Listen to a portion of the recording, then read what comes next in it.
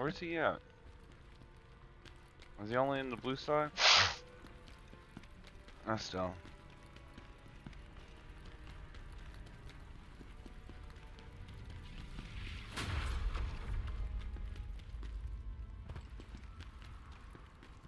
Did you know? So blue side, I guess only the blue side has all this shit.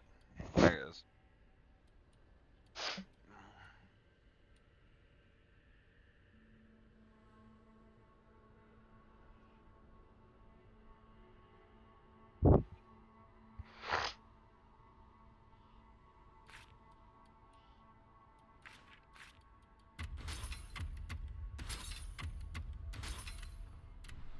I'll see what I can make first.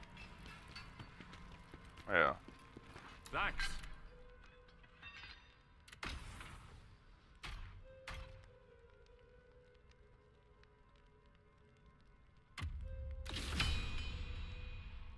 Yeah.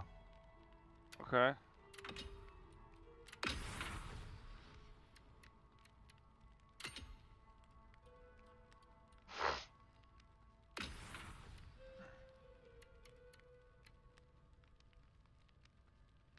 Well, I don't need poison now, huh? I should have done Slayer though.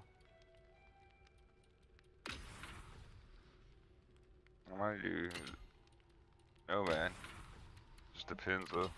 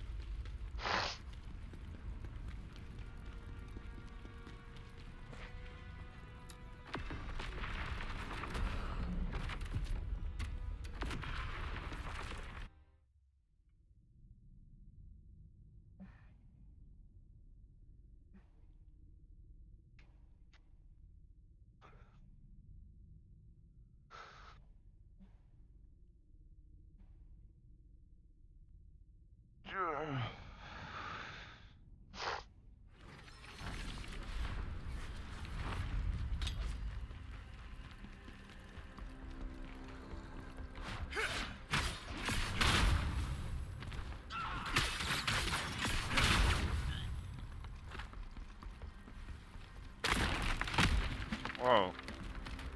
Didn't I go across that last time?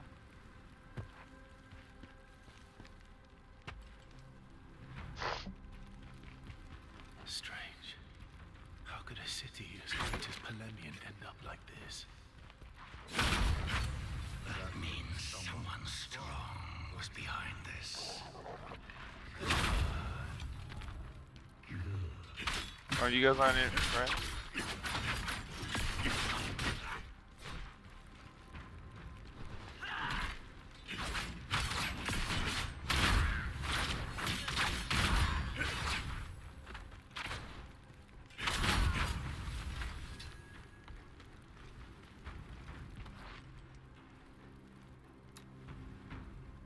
Who dares awaken the spirit of the warrior?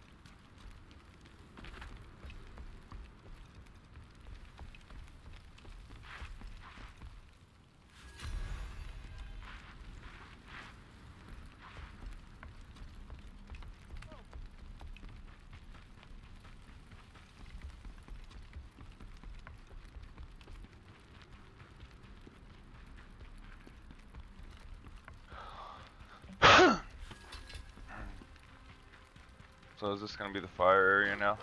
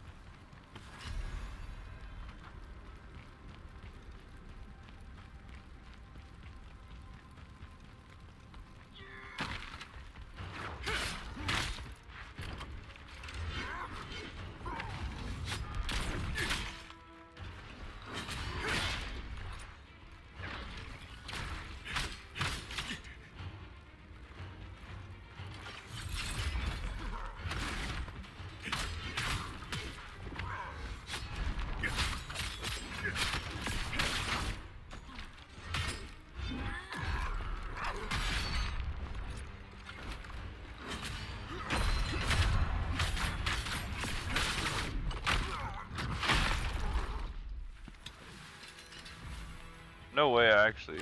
No, I didn't.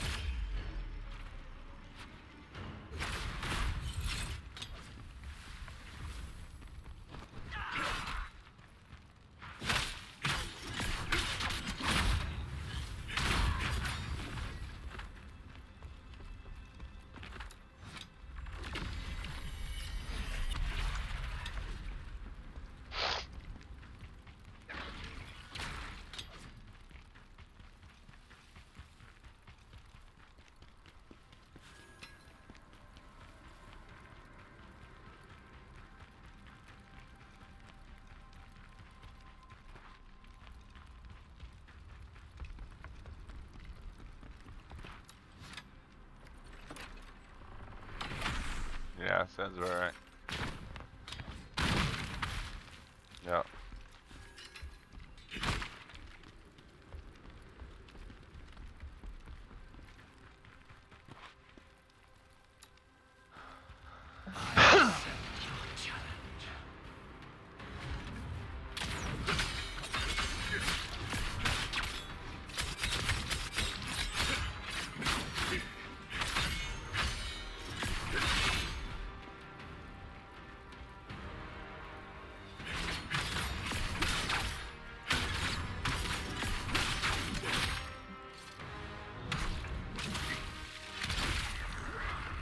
Well, that was just crazy.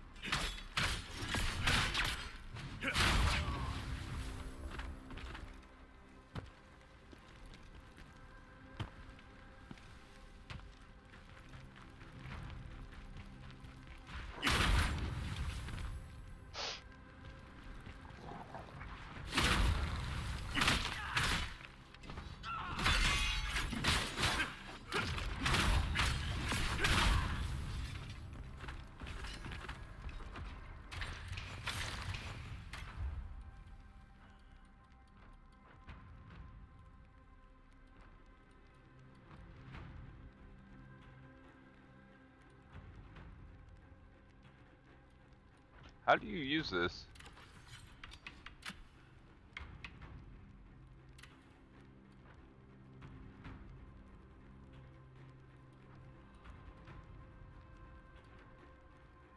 Hmm.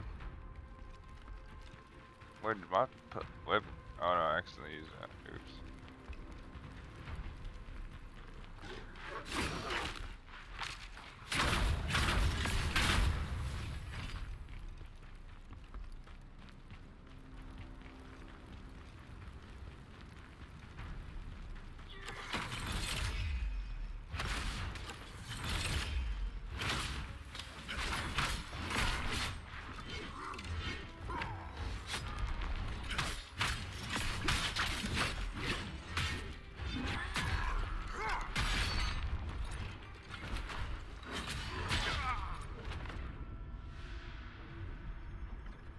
I just lost a whole level right there.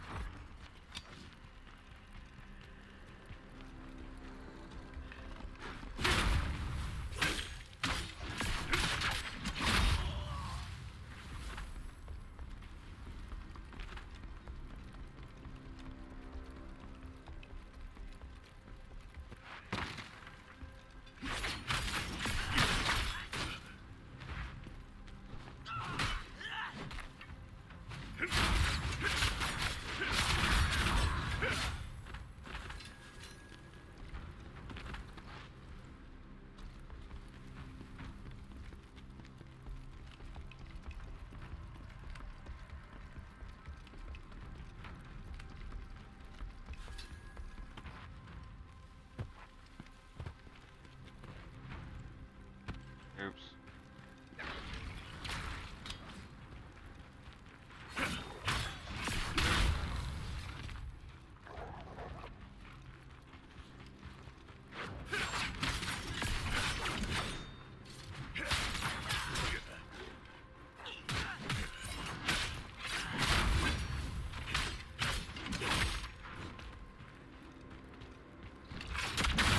There it is.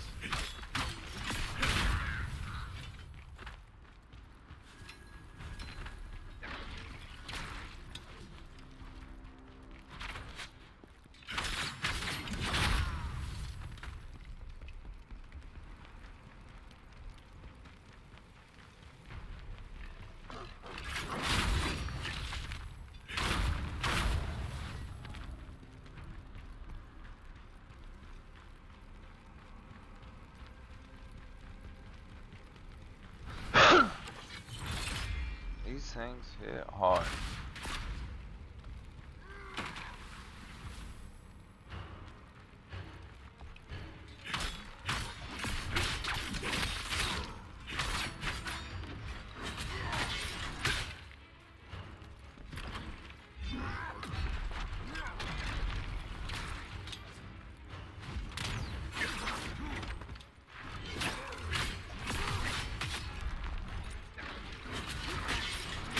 Love that. It's telling me after he's already fucking hit me.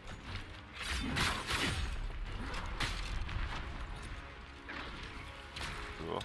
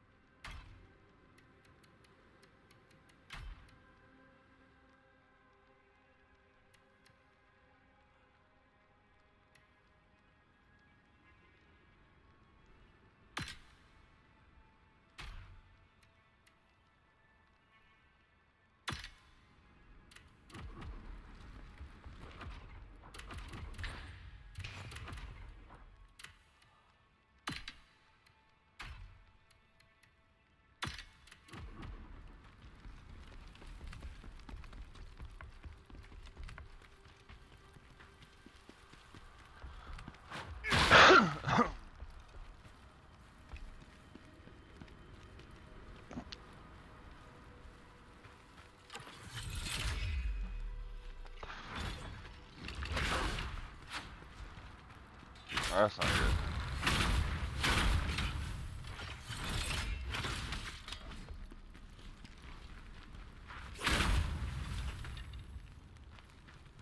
Hey! Hell yeah. That's what we call clutching.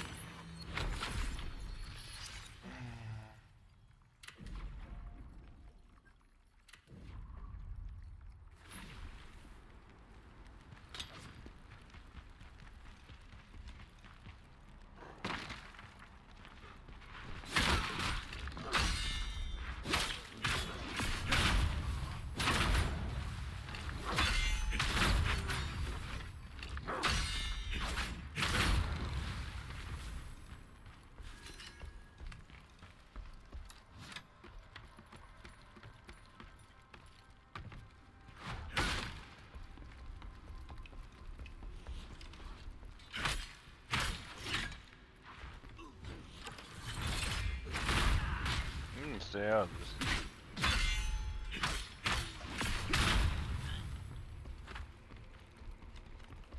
Whoa, whoa, whoa. How you running up on me like that? Come on up the stairs, buddy. Actually, you sit. Oh, fuck me.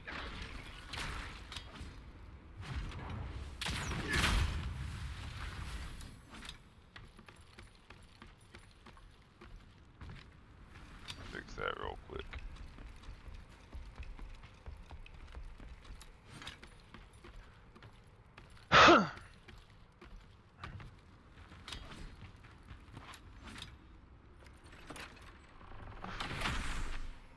You know, I highly doubt they kept chests with valuables up at the top of these towers. But you see them everywhere in video games.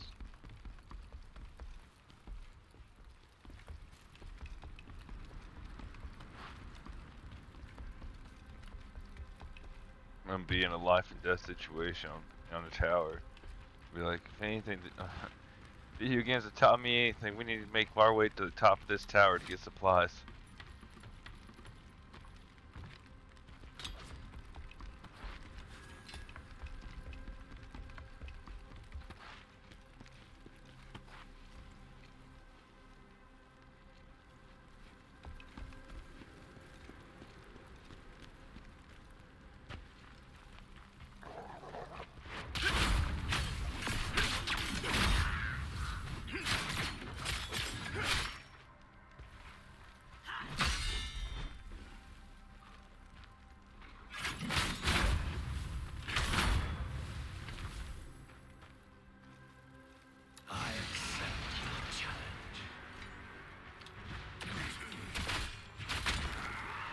Whoa, that was a lot of damage from you. Oh yeah, you got some new shit. What the fuck do you got?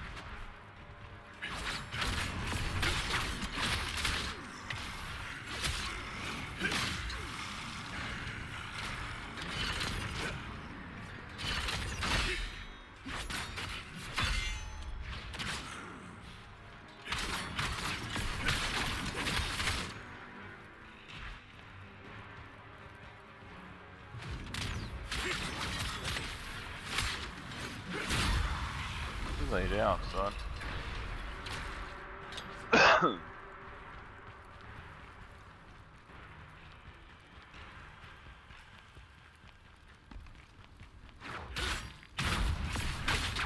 Really glad these guys didn't come join me.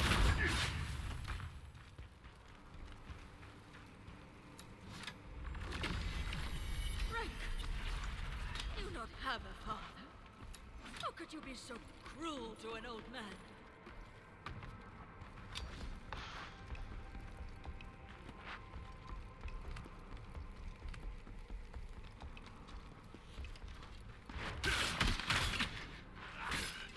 I like how the fucking archer always sees me first. Like, them bitches are on it. Don't let y'all's crew tell y'all any differently, cause y'all are on it.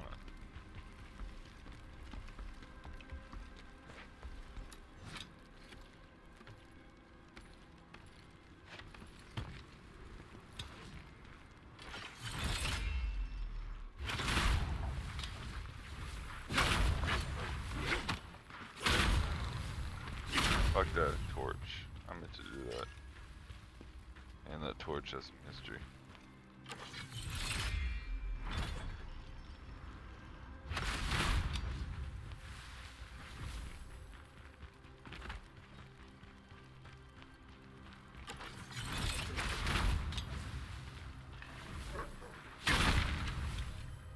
Quiet. Oh.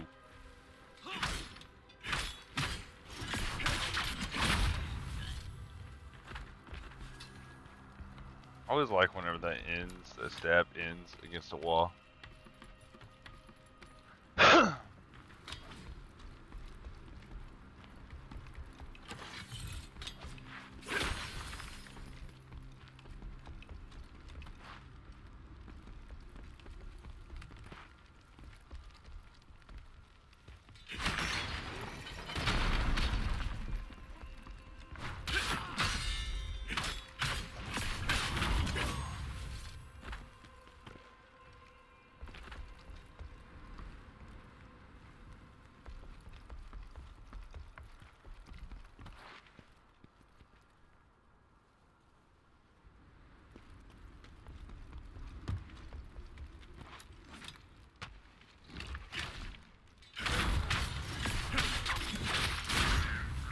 Clearly what I meant to do. Also clearly what I meant to do.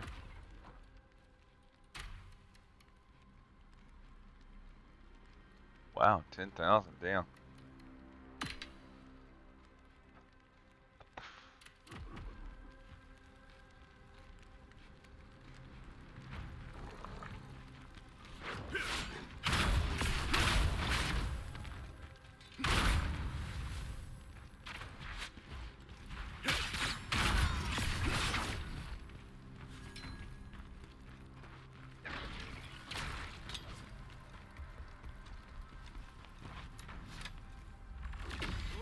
Holding one of Khazan's men hostage. Why not kill him right away? One of my men. Pavel, what are you planning?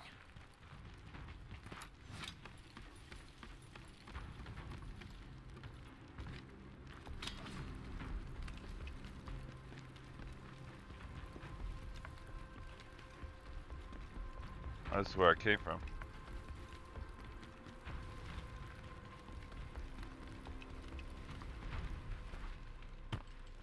Oh yeah.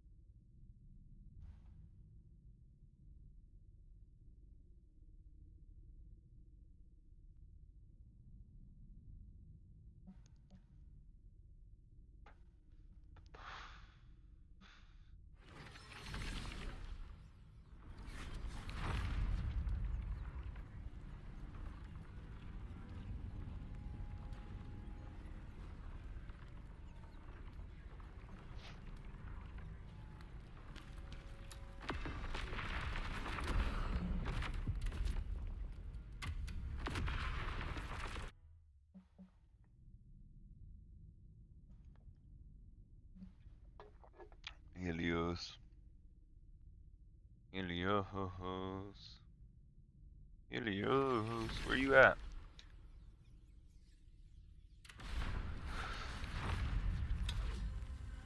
Where's Helios at?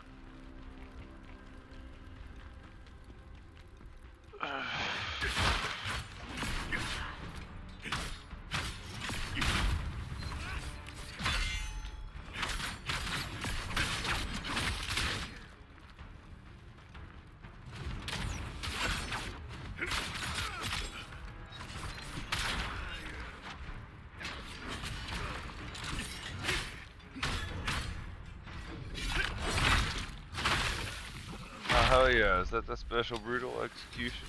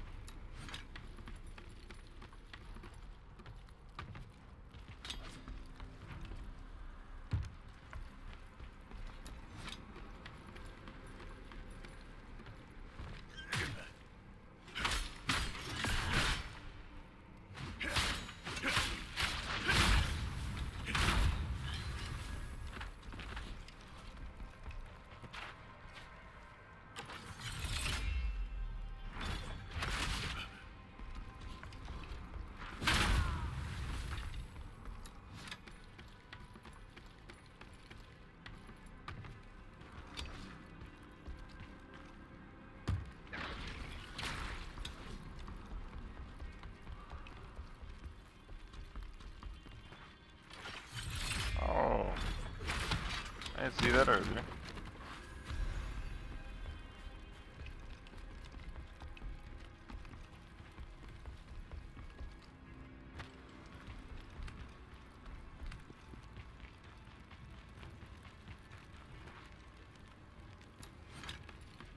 So good thing I came back.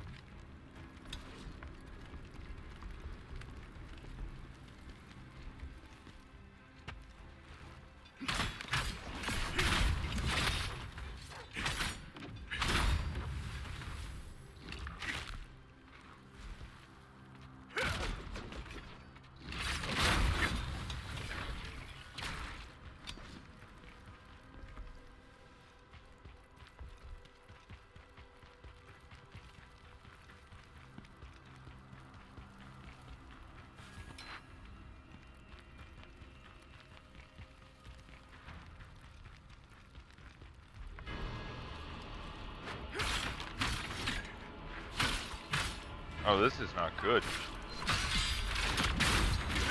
This is someone that means business.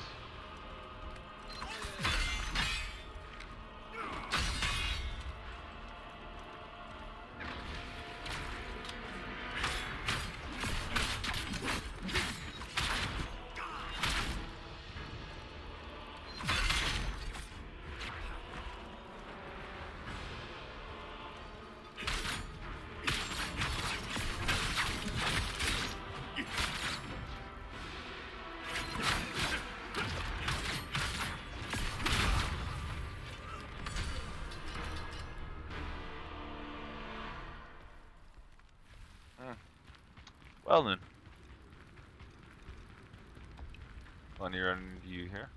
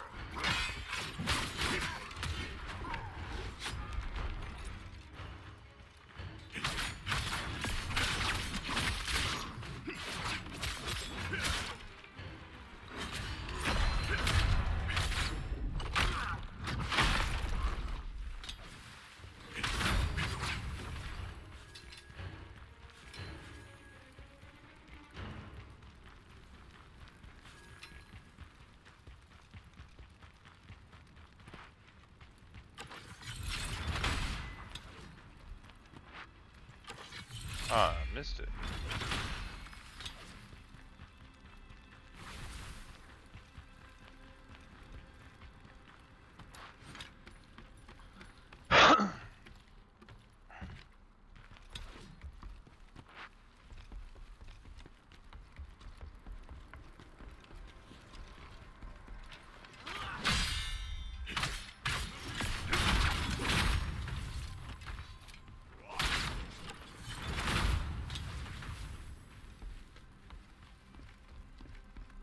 Man, that little group of merry men got fucked up.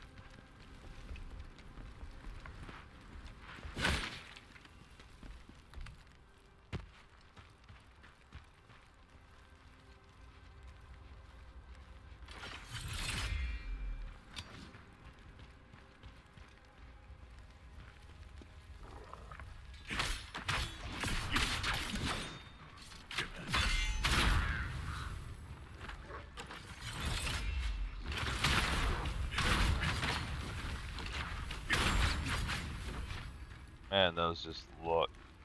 I won't even lie, that wasn't even skill. I barely dodged that.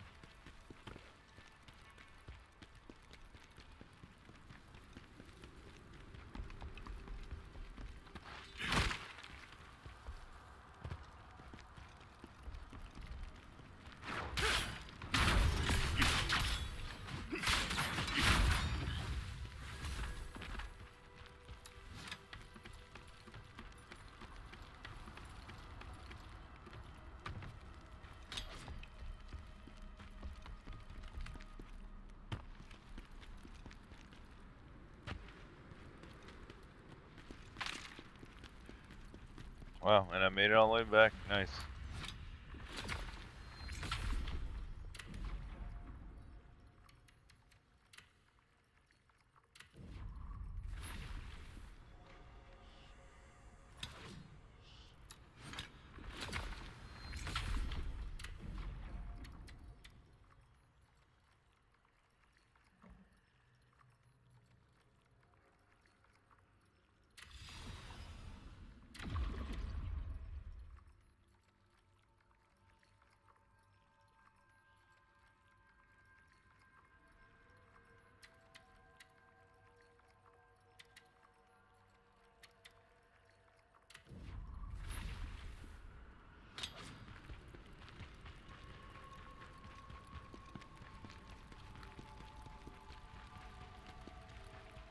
I'm surprised it doesn't make a bigger deal about you awakening these things.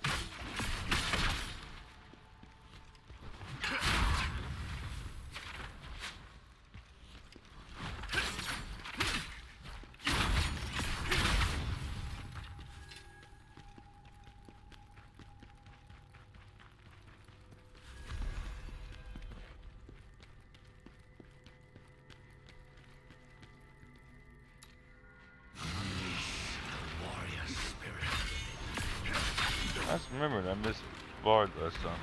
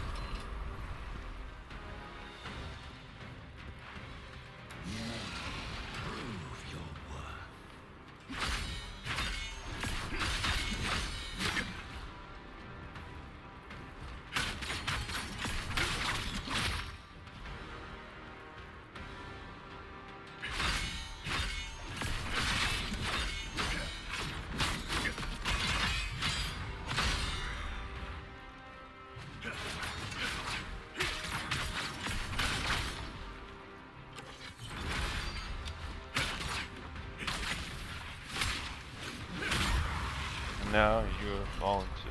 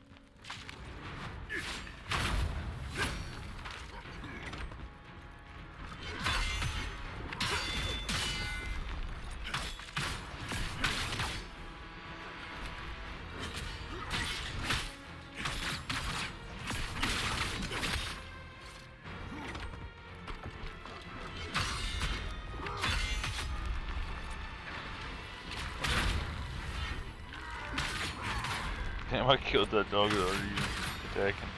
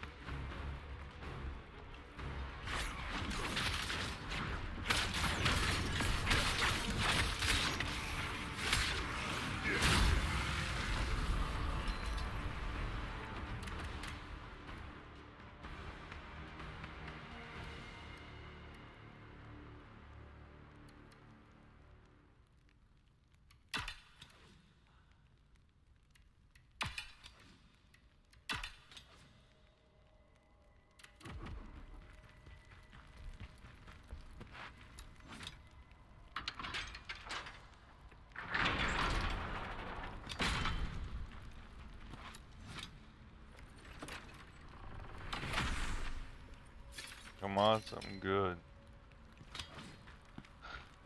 Nothing. Nothing I didn't already have.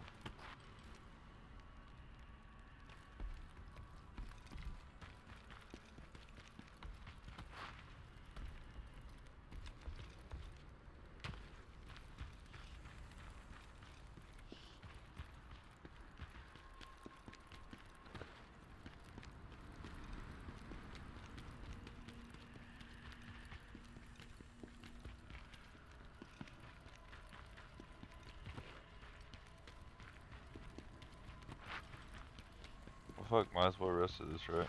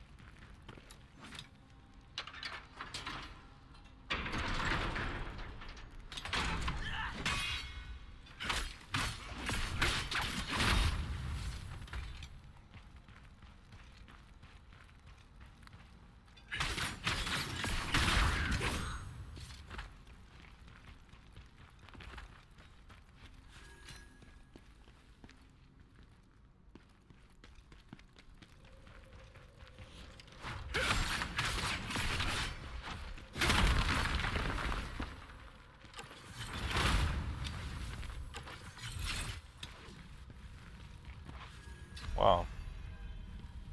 Wow, I just broke that down. Fucking found the Bard Scroll. Hell yeah. And the jar. Hell yeah. So they make that noise, bet. I've heard that a few times.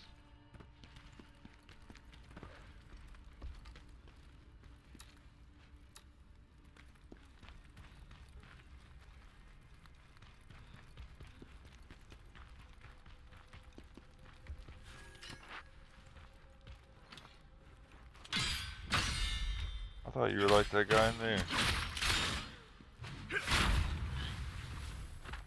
That was a bad move on your end, bud.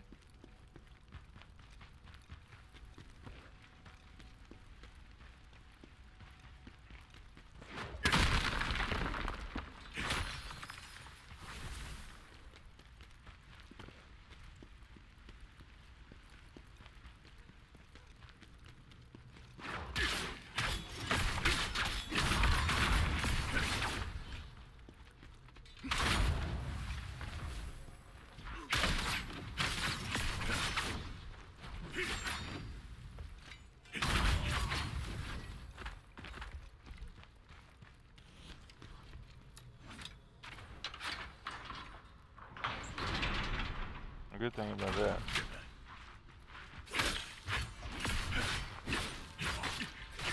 I love that. I love that.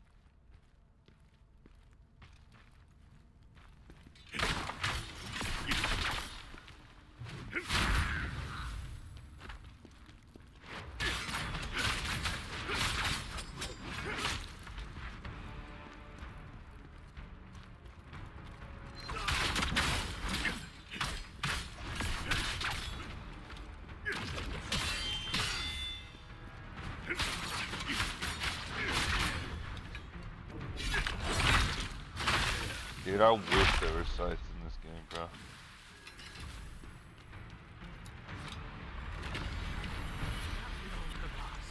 What's a coward?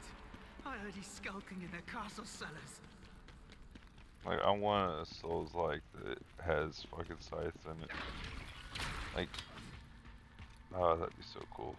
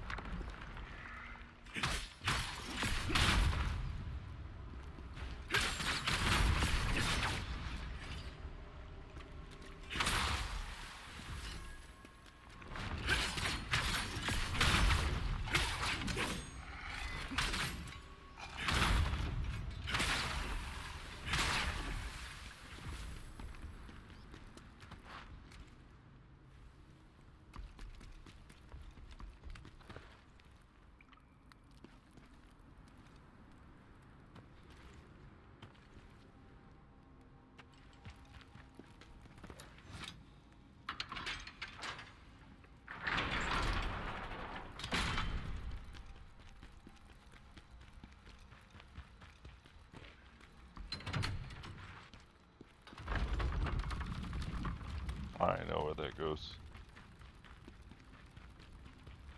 Oh wait, I need to take it up.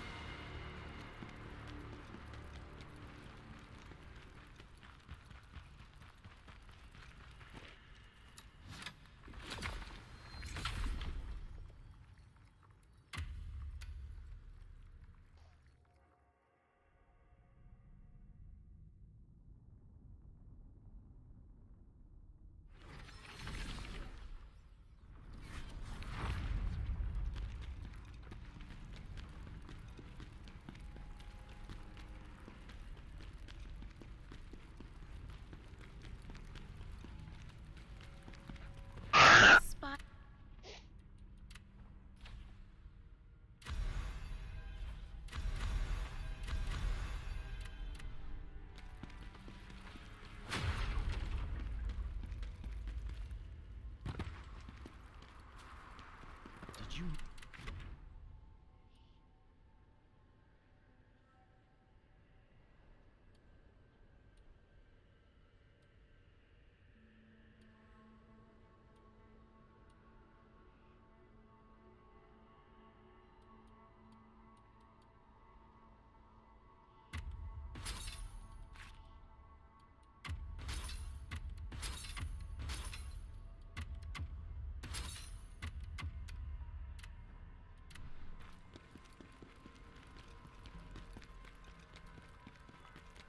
Oh.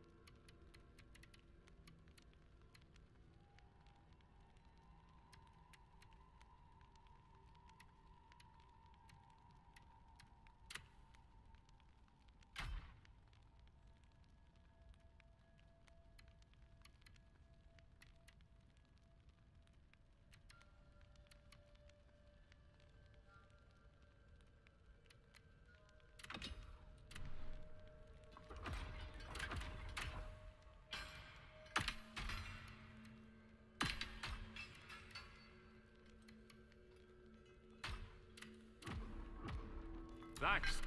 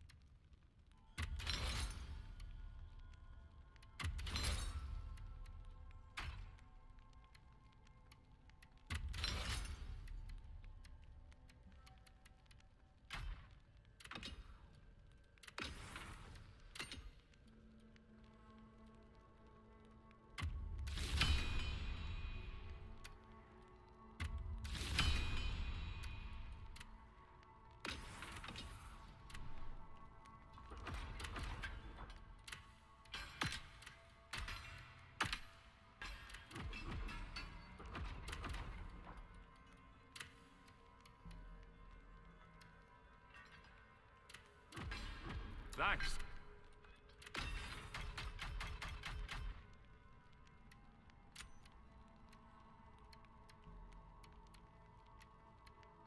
Whoa, my old ones are way better, actually.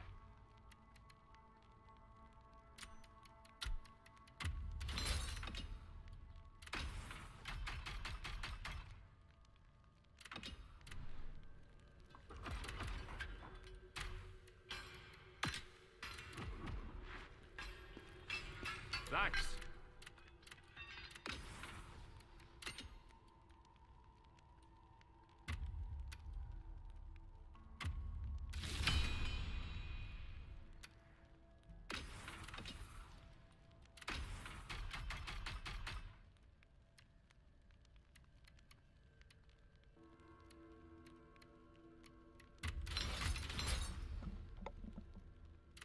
That's what we called failed.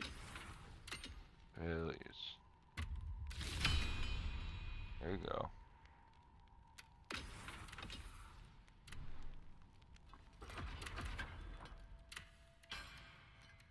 There you go, 376. That's stamina recovery.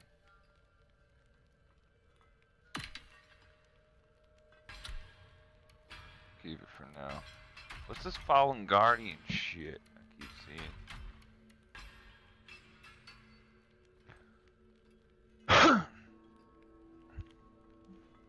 You shadow shit looks cool.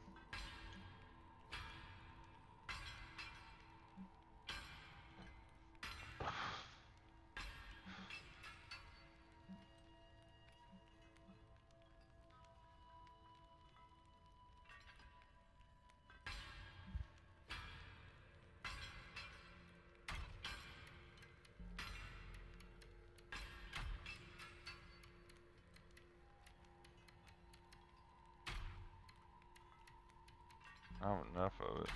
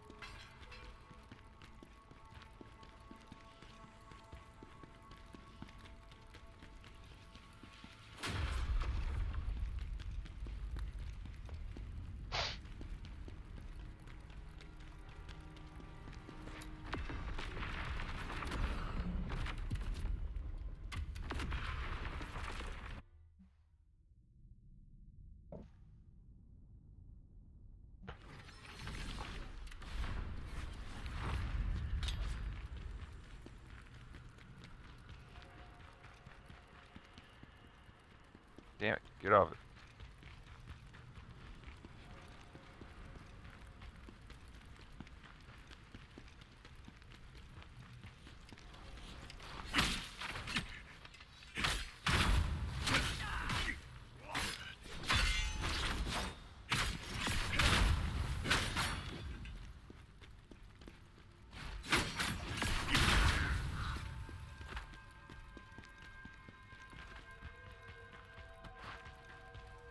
No, this is the regular way.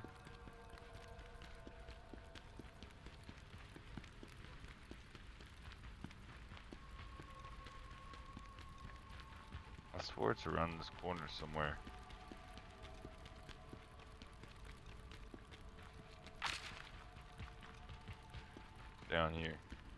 All these corners look alike. It's down here. God damn.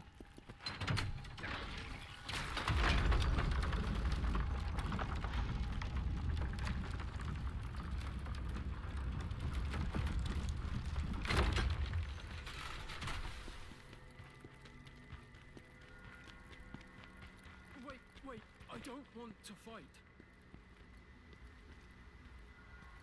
I'm not with them. Pavel. The Lord of Polemian. I saw him running down to the cellars. The Knives Vale second in command went mad and... You don't know Rank? He's a real maniac. That's how I'm about to He'll fight. kill anyone who gets in his way, no matter if you're smart. I don't from what I heard. And this is something you might want to know. I saw someone hand the leader a letter with the Imperial...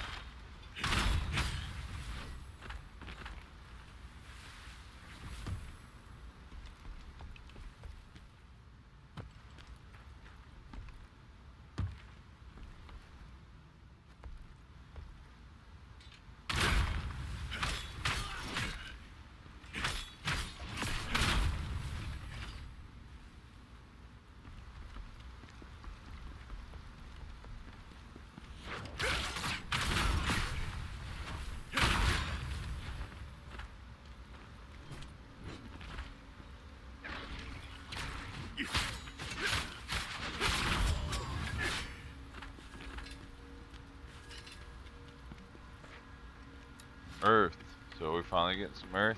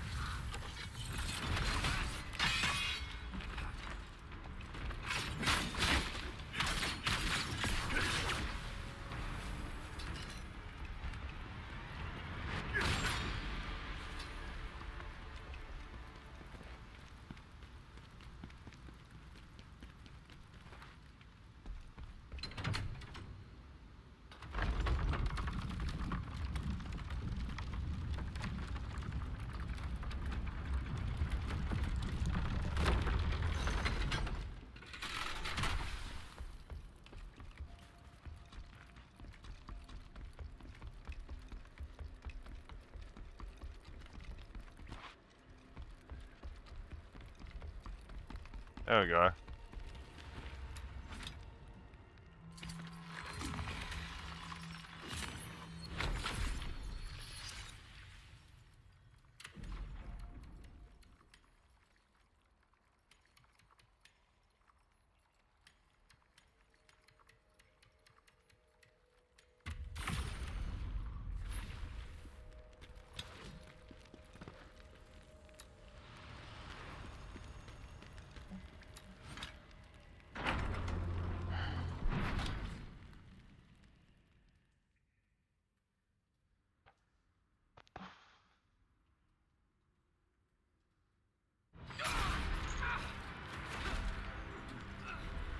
Tristan! My lord, get out of here! That's not me. You want to die with him too? So be it! Oh, Rinkus is betrayed. Pavel.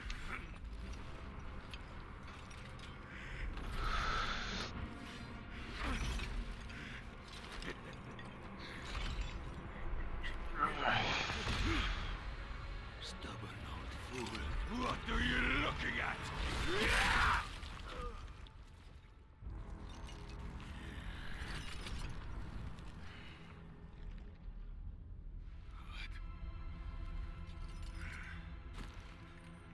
That was my kill.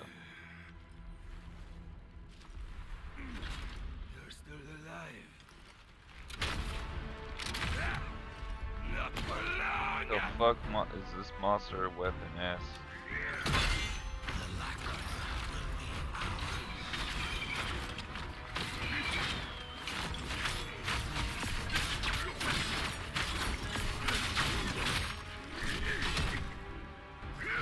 Fucking ballista ass maze, dude.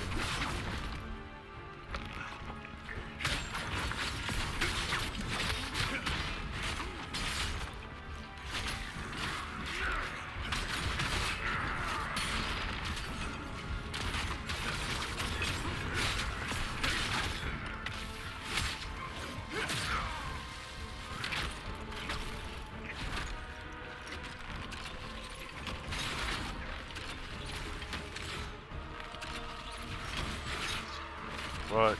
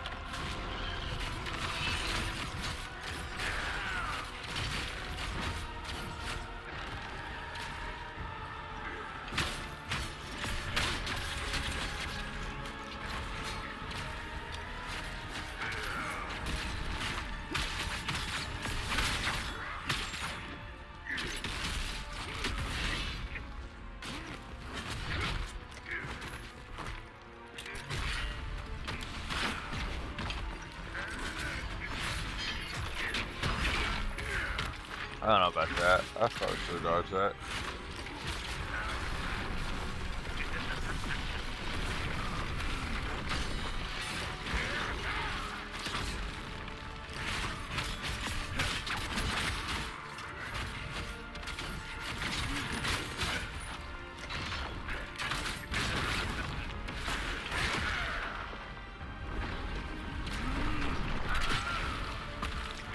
That's not good.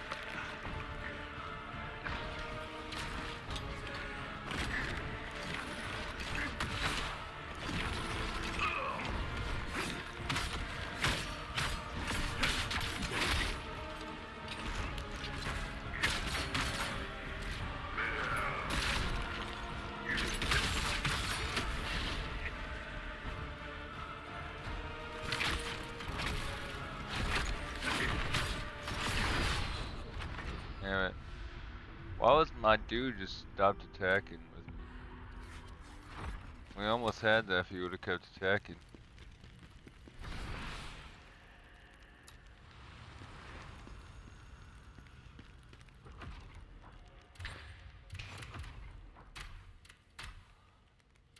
Cool, I do have fire stuff on.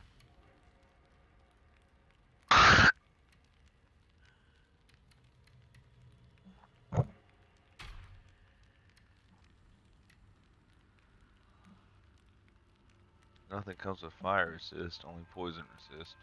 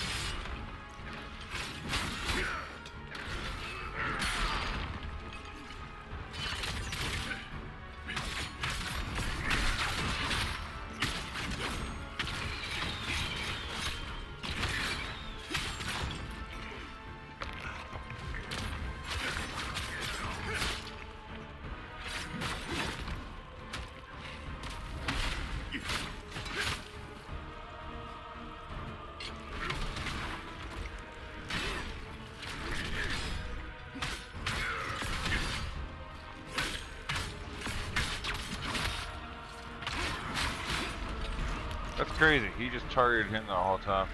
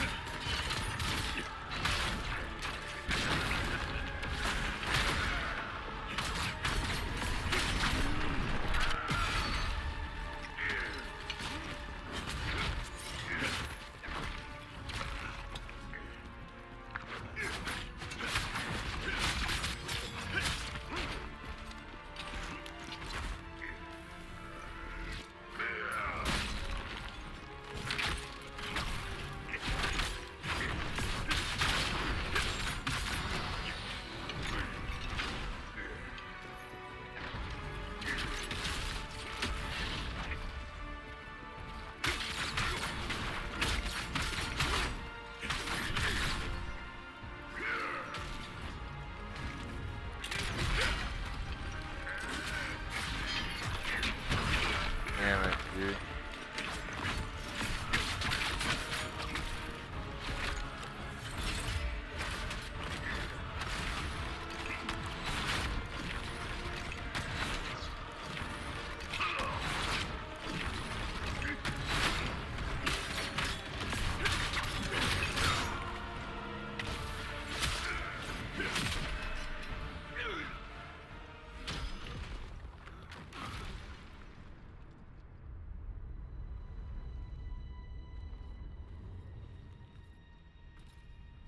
General Khazan. Is it really you? Great General. Thank all the gods you're alive. Tristan. Why are you with that traitor?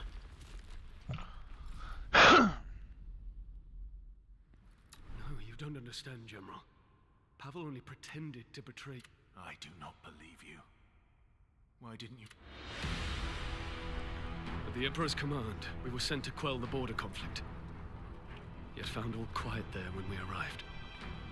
As per your orders, we had with us your written commands, permitting us to withdraw and return through Vitellon. But, on the way, we were ambushed by bandits, who took us by surprise and stole the written commands.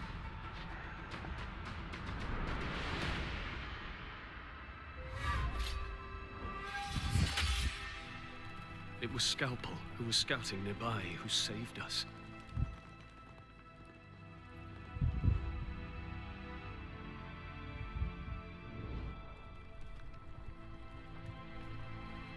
Even though I was wounded, I knew I had to get to the Imperial Palace. But there, I was arrested for aiding you in the crimes against the Empire that they said you were guilty of. It was Pavel who saved me, Great General. He told me how all this was a plot by the Emperor. From the moment he sent us to the borders, we were to be labeled as traitors.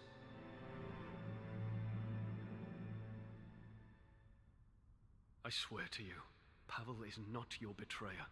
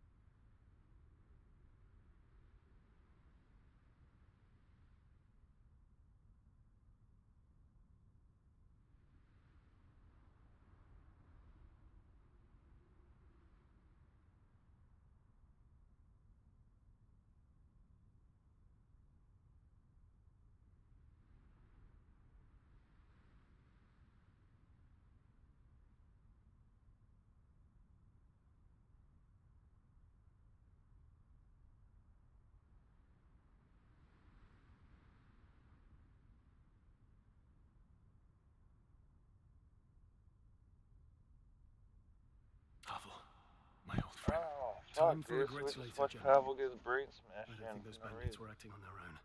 If we find them, we may learn why they ambushed us and stole the letter. They're called the Knives Vale Gang, and their lair is...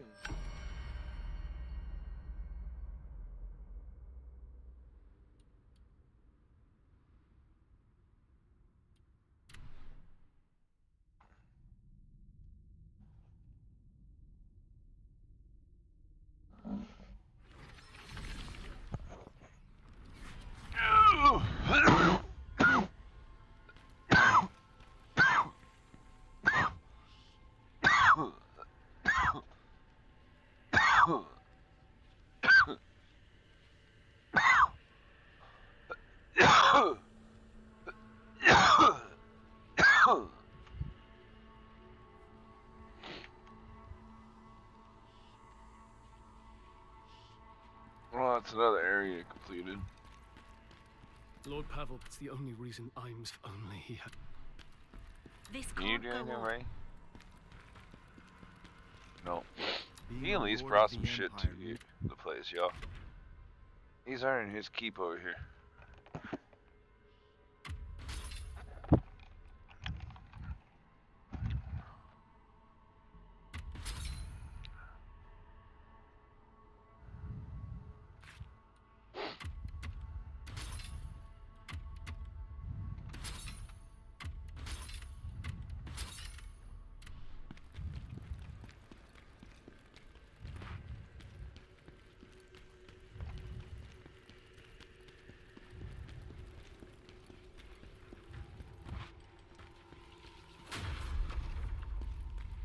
Someone...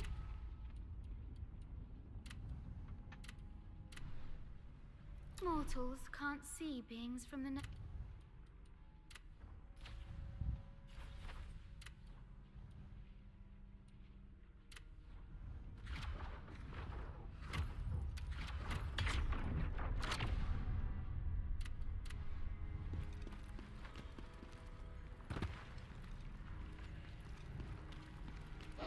You're seething.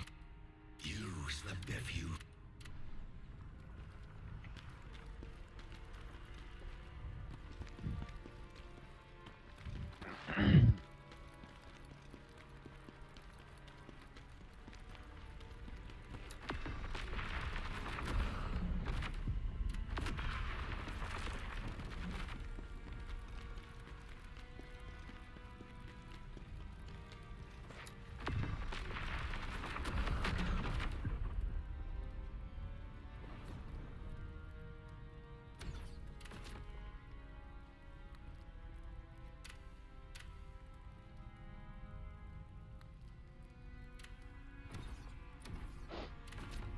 Who the fuck is OK Sauna?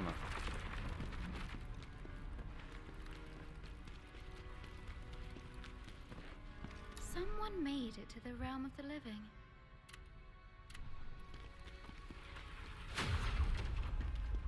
Oh, is OK Sauna the bitch downstairs?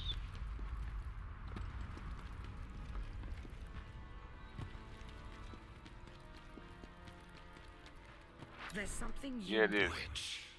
quiet, Phantom. I might have lost it in the Silent Temple. It'll be useful to you, too.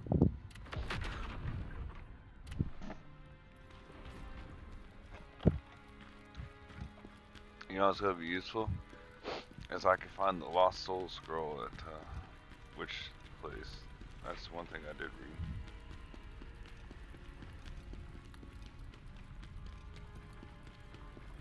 Man, once you start really rolling, yeah, it gets funner. More fun.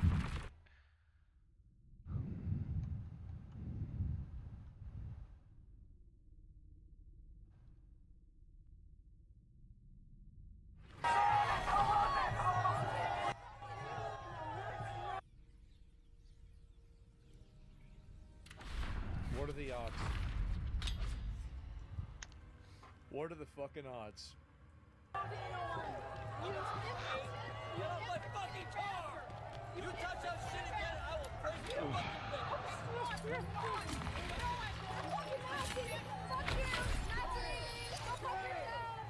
There's 2 of them? Oh shit!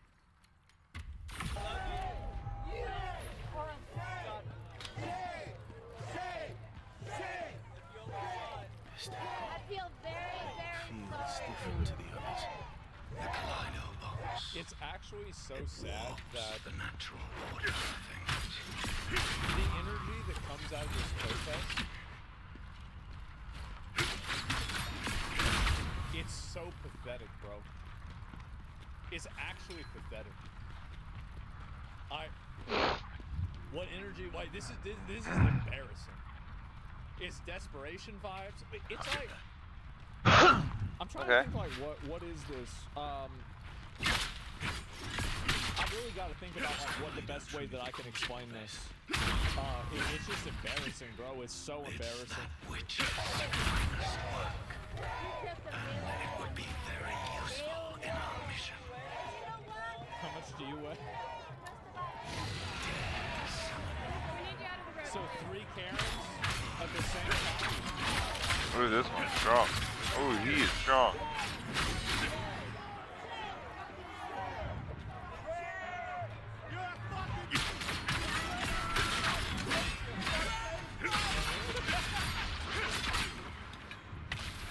Not strong enough, though. Oh my god. These people are so crazy. This is so mad. Look at him loosen up. Was that funny? Yeah, it's fucking hilarious. He's mad. It's so funny. Oh my god. Go home.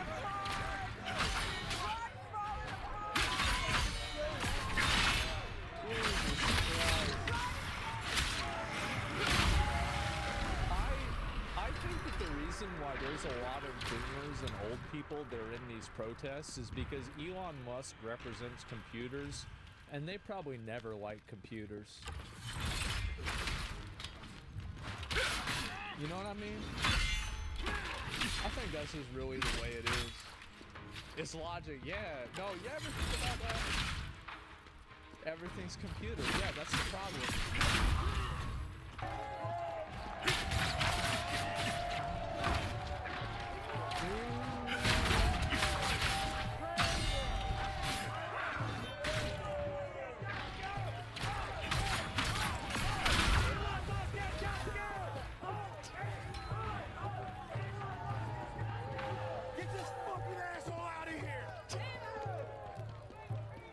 Wow.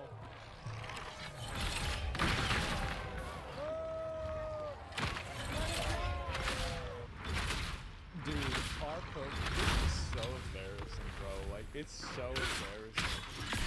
Oh my god. Where do these people come from? I get no. The retirement. They came from the retirement home. They don't understand computers. This is a protest against computers. That's what it really is. And pay protesters $40 an hour. They don't need it. They got Social Security. It's fine.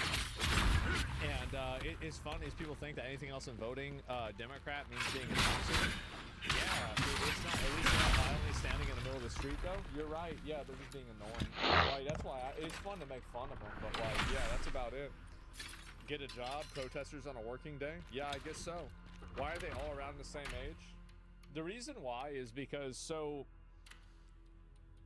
I think that one of the big reasons is that a lot of older people only consume mainstream media. And if you only consume mainstream media and you grew up in a time where you probably had, like, it depends on like how old they are, right? But like you grew up in a Cold War era, or you grew up before that with like, you know, the fucking communist Russia, right? Everything. And so like you've had this like drilled into your head for your whole life, and now they're telling you that it's happening here. It's like you've been programmed this way for a long time, and that's what it is. Cold War kids? Yeah, in some cases, right? But some of them are too old for that. But the reality is that that's the reason why I think it's happening. I think it's happening because these people, in a lot of cases, don't really understand what's going on in the world. And they just watch mainstream media and they believe everything that they hear on TV. And why do they do that? It's because they're stupid. That's really the reason why. It's not like there's a big like fucking like, oh no, the real reason is this or that. No, they're just stupid. And so that's it. And once you understand, like, this is the reason why, like, a lot of them, they always get fixated around like doing dances and you know, chants and stuff like that. Is they have like this energy about it, and it's about it being some sort of like an event. It's like an emotional like outburst for them, right? They're easily manipulated. They are. They're just stupid. And older generation have wisdom, but they lack understanding of the modern world. I think there's plenty of stupid old people. I don't think old people have wisdom. I think some people do, but that's not necessarily true. There's a power here affecting there's a lot of people that are just dumb as fuck, man. And like that's all they are. Some do, yeah, absolutely. And boomers are not wise. So there's some that are, some that aren't, right? I mean, it's that simple. But yeah, I see this happen, and That's it's crazy. The and respawn's all the way back really there. Stop to think about what they're really trying to do. It's a mob mentality. Yeah, I'm just not getting like a these shortcut. people are just wild and out. It is, and I guess that I guess not. Jesus Christ, sorry about this. I honestly, I feel like this is just the way it's gonna be. It's their website where their website to sign up to be a protester. Let me see. Tesla protest. Let's see if there's any more of this. Oh, this guy, apparently some other dude got arrested for plowing his car into a Trump supporter. So he's running people over now too. And we can't watch this, right, for the obvious reasons. That's crazy. But so you got this guy, right? I mean, this guy, guarantee he never liked computers. Yeah, he probably never liked computers. Absolutely fucking and so, wild, of course, this is what happens. Woodlands, the Civil Texas. War. We're in Civil War. This is it. No Nazis. I'm buying one more today. I'm buying one more today. He said, I'm gonna go spend the money and get a whole nother Tesla. You son of a bitch. I am buying. Look at them all. I am buying one more today. Look. So that's why you're here. Look, don't drive swastikars. Oh my god, bro. Like, it's always the same people. Every single time. Every time, bro. Yes. It's sad. This is making me want to throw a Roman. No. The thing is that these people Fuck aren't y'all. even protesting against it. A family of mine told the Tesla to not, so I decided to buy one to even things out. Oh god. And a dumb as fuck. Yeah, this, and people have been doing this like crazy.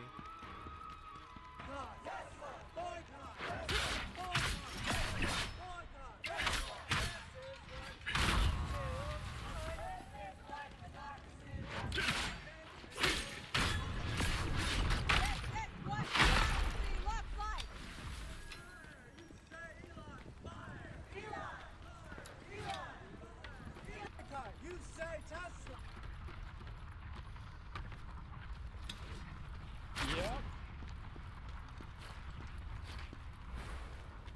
That's just about right.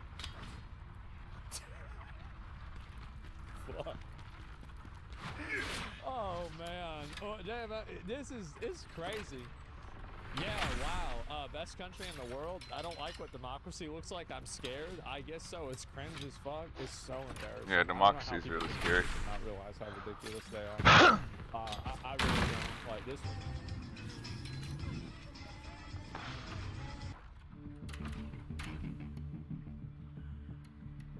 Nice, I found it. If you bought a piece of land, would you give the contractor a blank check? We do not know what this is going to cost. None of these figures have been told to us. It's all speculative. You didn't even do the basic of things. So to sit here and tell me that you've got this great experience in doing this, and you basically above the purchase, it's just insulting. What could be $1 billion project, we need some confidence in how the decisions are going to be made. I want the taxpayers to have some confidence. I'm just telling you, I trust Dracula running a blood drive before I would trust feasibility companies on future arrangements.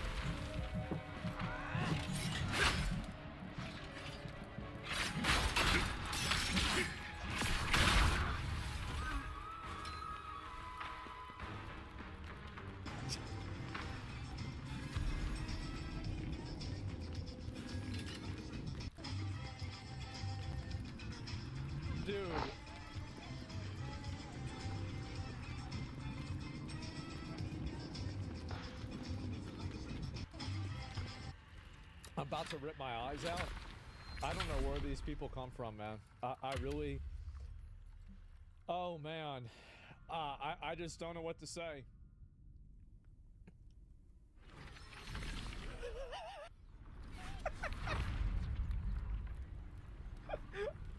From, man. Wow.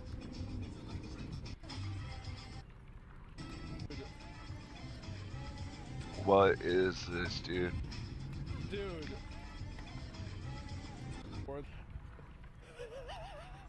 I need Twitter just to find this shit, honestly. Oh, shit. Oh, no. They're on a, yeah, bro, like, they're on the retirement home fucking bus. Drop them off in front of the Tesla dealership. Oh, this is so fucking funny, man. Oh, no. We're about to this go is destroy this boss. Yeah, exactly. And, well, hey, maybe some of them it is, because they'd be old enough to fucking remember it. Oh. What is this? I bet there's another one. I'm actually gonna start mentally investigating. I need more claws, dude. That Elon Musk is the harbinger of technology, and these people, technology is it's the bane of their existence, right? Like, how many of them do you think know how to use a smartphone? I think probably if you put all of them together, it's like half of one normal person. All of them? Nope. Nope.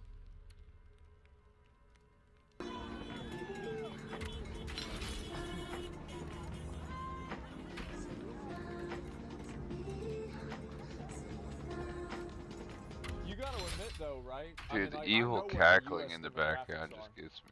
Like, you know, how much each race and everybody is. Like, isn't it crazy that, like, all these protests are just full of white people the whole time? Isn't it wild that, like, there's such a, like, this is... I bet there are Klan rallies that are more diverse than this.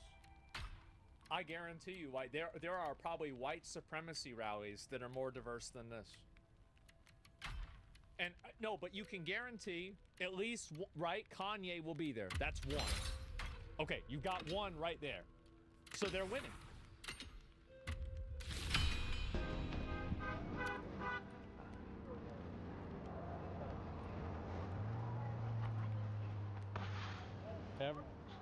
It's crazy. What are the odds?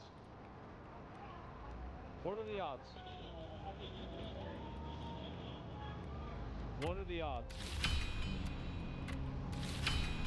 Really? I have never seen a more more of a racial monolith than the people protesting Elon Musk.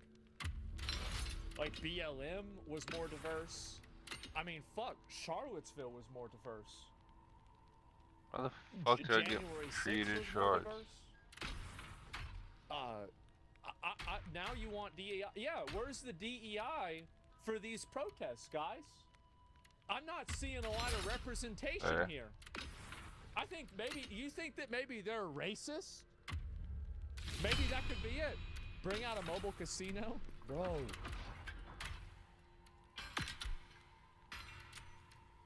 You bring out, because they love spit.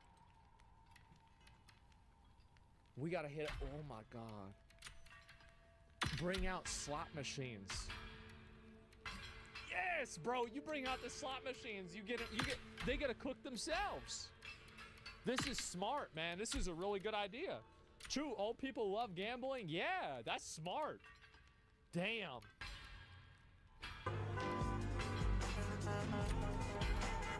Tesla needs to make slot machines. No, actually, that's a good idea. So, like, Elon, what he could do is he could start making slot machines, and then he could make them and target old people with the slot machines, and that way he could get rid of all these protesters and complainers, right? Because the dumb ones are going to be gambling, right? Because they don't understand the way numbers work and math they probably don't even know what a computer is. And so, like, you know, it's like that video, you know, like that shit. And so, yeah, no, he should do that. And this problem will solve itself. The idea to make Elon twice as rich as the second richest person in the world, it wouldn't be close. It wouldn't. Like, no, we gotta, yeah, this is the thing. You gotta farm them out. Yeah.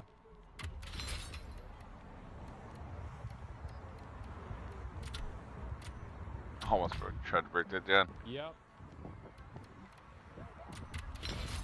America hates Nazis. I bet she felt so good making that poster at home that she bought.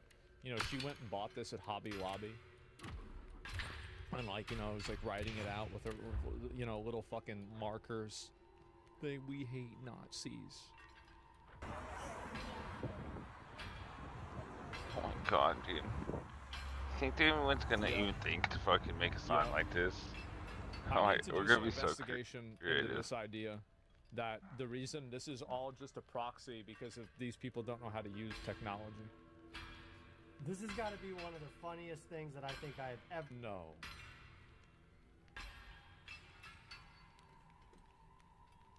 This is not. This is. There's no way, right? Like, there's no way this shit happened. Seen, and I can't wait to show you. So while we are working diligently to put together the first Tesla Shield event here in Columbus, Ohio, I was over on X, and investigative journalist Laura Loomer just posted one of the most amazing things that I've ever seen. So in New York, an organization has been running what they call Tesla Takedown. Well, like Laura Loomer does, she decided to start investigating the people who were behind the organization. And the event that they did yesterday, and as you can see, the event that they're planning on the 29th of March is organized by a guy named Christopher Lee. Yeah, there he is. And in fact, there's a lot of people now that are starting to believe that some of these organizers are in fact Chinese nationals, which adds a whole new wrinkle to this story. But that's not what's funny. So Christopher Lee showed up to the event designed to take down Tesla, driving a Tesla. Yeah, that's right. Christopher Lee, who's organizing the Tesla takedown events, who some believe may be in fact a Chinese national, drove his Tesla to the Tesla takedown event. Yeah, there he is. He even has his... Crazy.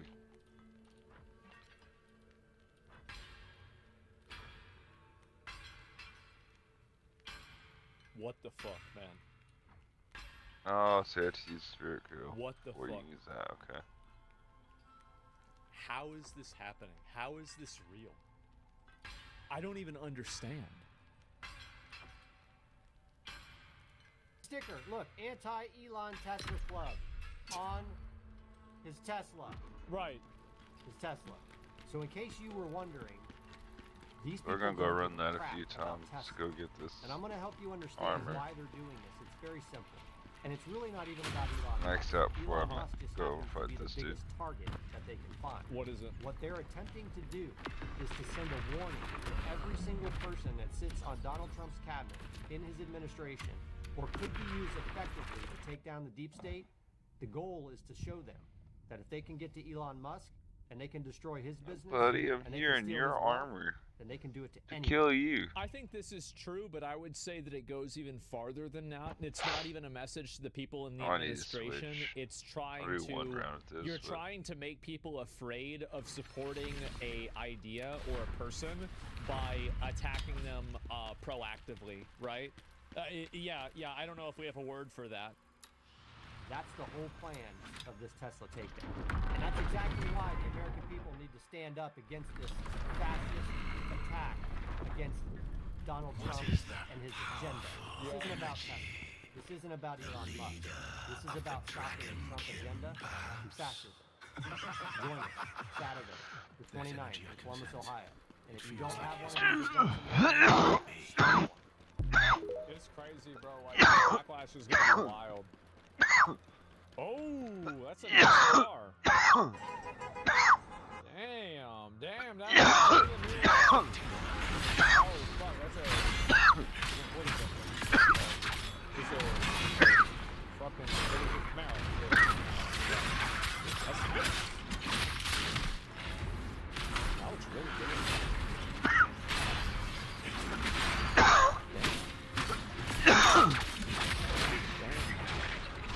Well, he's already doing that. We haven't even broken spirit yet. That's crazy.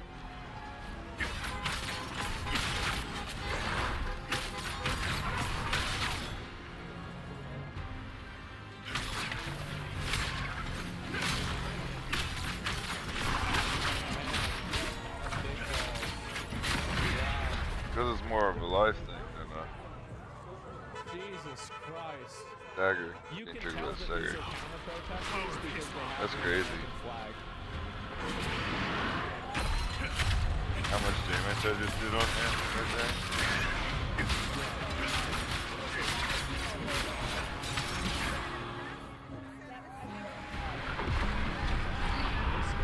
Whoa, how much damage I just did on him there? Holy shit. He's like, okay, there's just gonna be a bunch of facilities. I love that feeling. Coming stronger.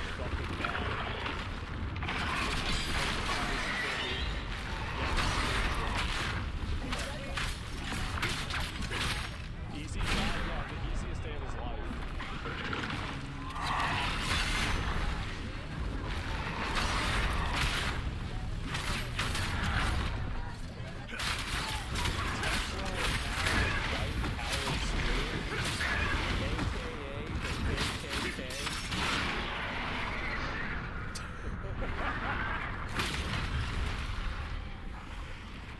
Oh God.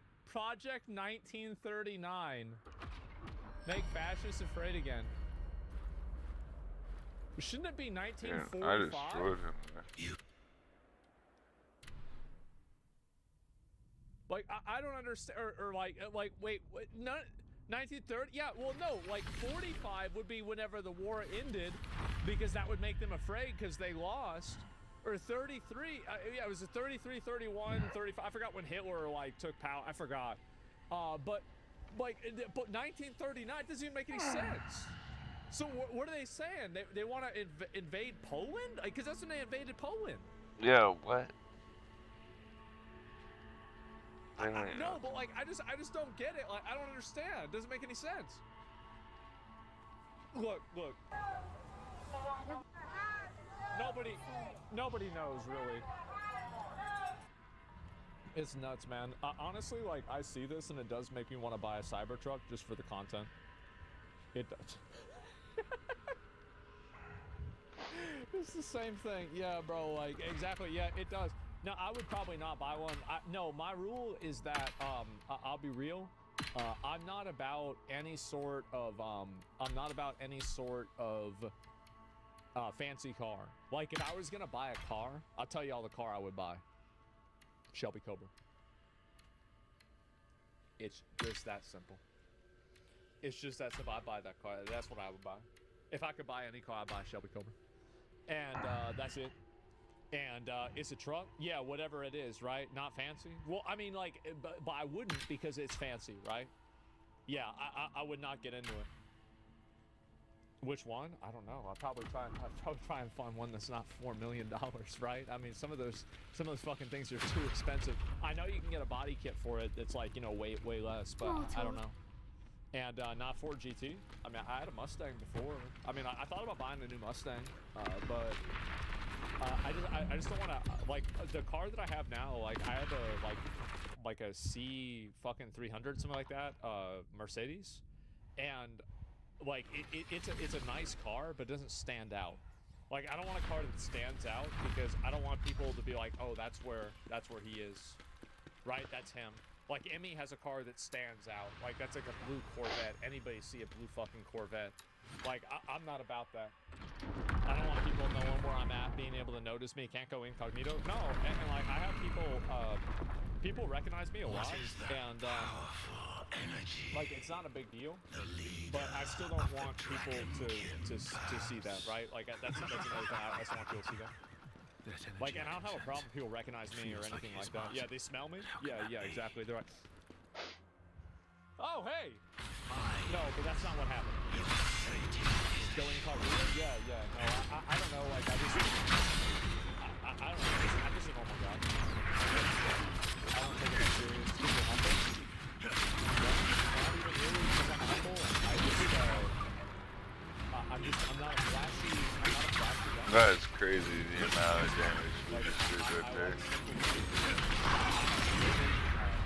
Damn, bro, one combo we just ended him.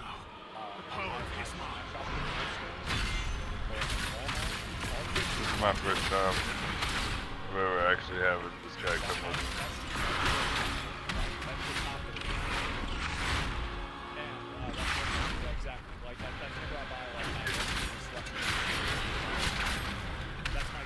Yeah, exactly. And like if let's say like Balenciaga sent me a bunch of clothes, if I liked the clothes, I would wear them. Like, I'm not actually I wouldn't because then people would notice and then that would attract me.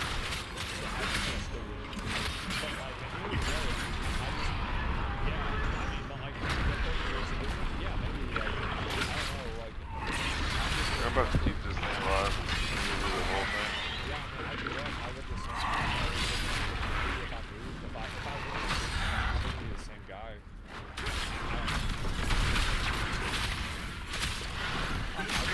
Like growing up, like I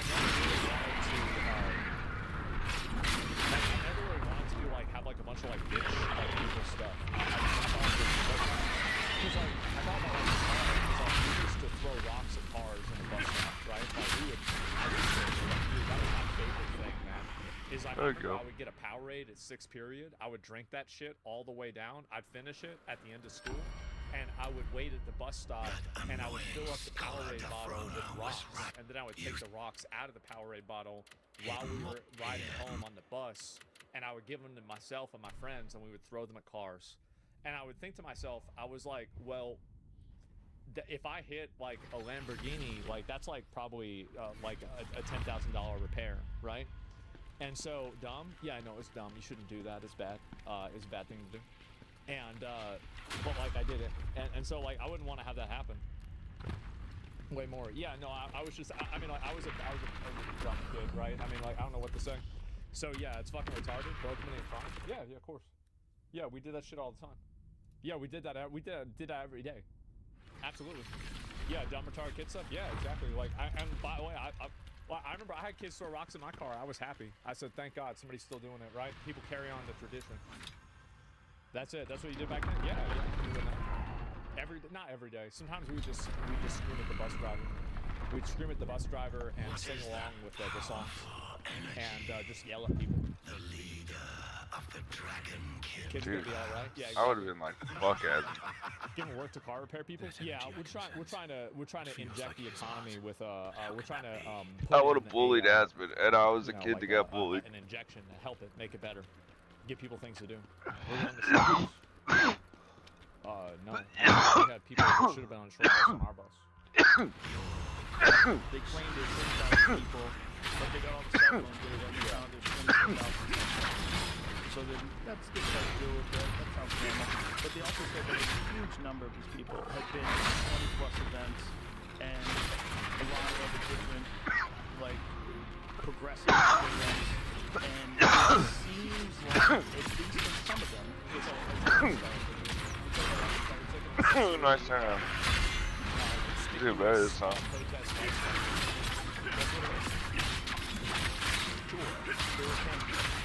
So they're giving people money to get on bus, go to this place, go have fun.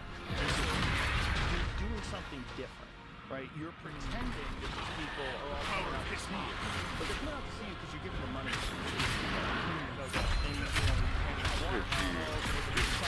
Already watching that, dude.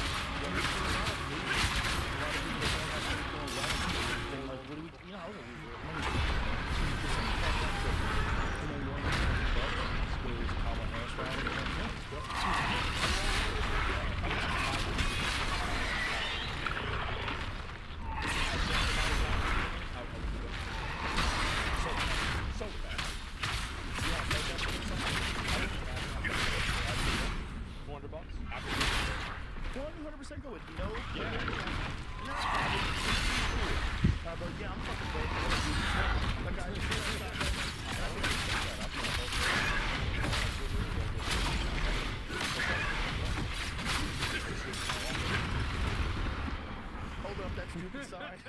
Yeah. If you found me when I was 21, Yeah. 100% exactly. I would have taken that Yeah, $400. same. Yeah. They were giving out $1,000 for people to protest. I think it was Tesla. I'm not sure about that, but I think it was Tesla. But so they had like the rules of engagement. If someone comes after you, hit them in the body. Don't pick up an object unless they pick up an object first. Like, are you organizing gangs?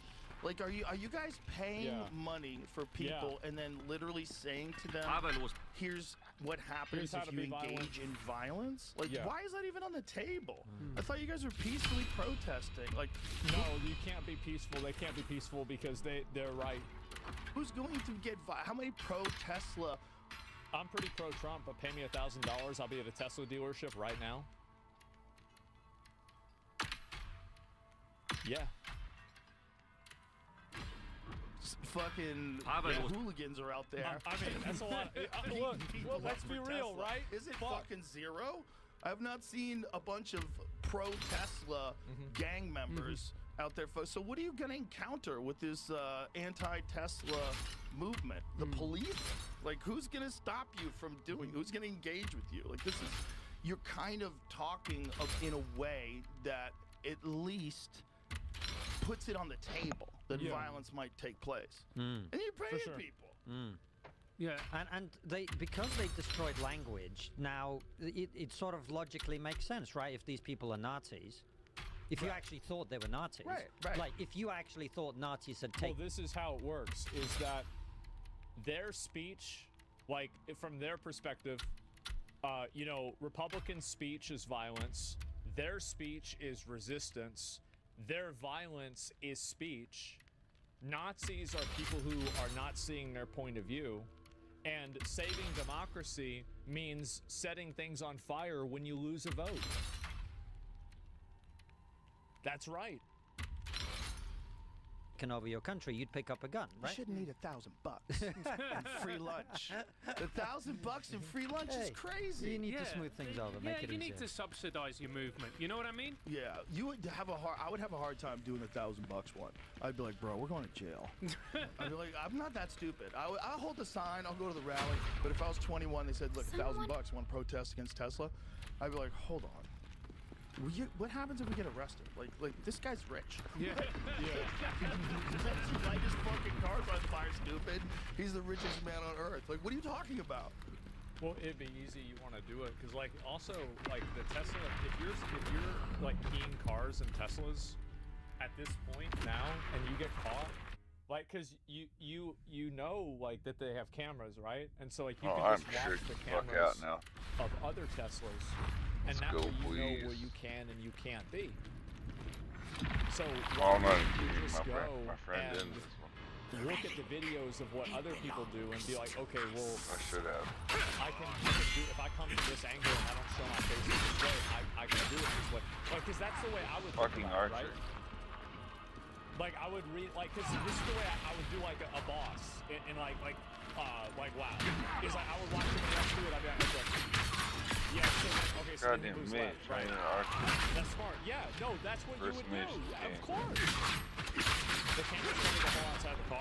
Yeah, but like if you knew there's ways. If you knew like where they would come from, you would know where to face away from or where to face towards. Like that's it. There's plenty of ways to do it, man. And this is bro. Oh god, it's nuts. Let's pick Elon and the Tesla first. It's enough. Wow, wow. Usual suspects. Anyway, we looked at this for a while, right? Yeah, I think we can move on and look at some other shit.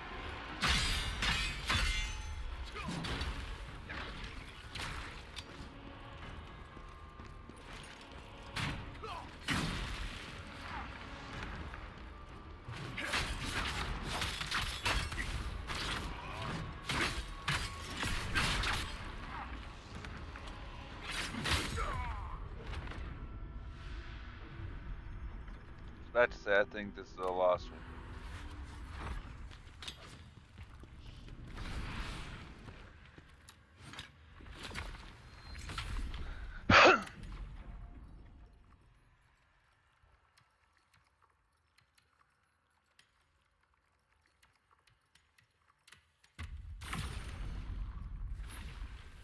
gonna need fire resistance.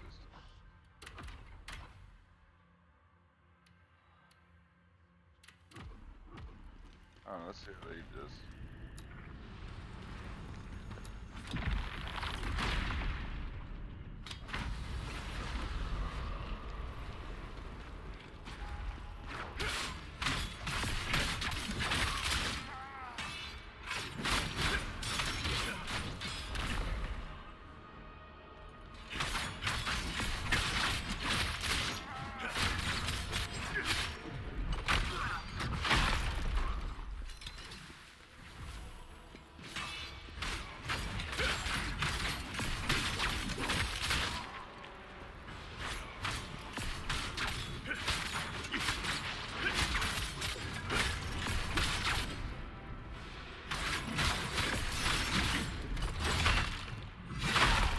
That was too easy. No way that was foolish old witch.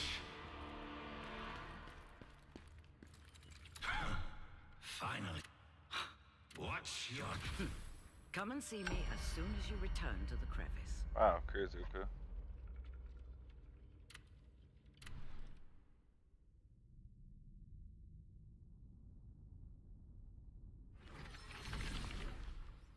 Luckily, the collider box appears to be fully intact. It's the ultimate catalyst, able to alter the very essence of matter. It will need some additional material. If you bring me what I need, I'll see if I can change their properties. What's wrong with you? The only person... Crazy, so I can change attributes now. Let's try this out, okay.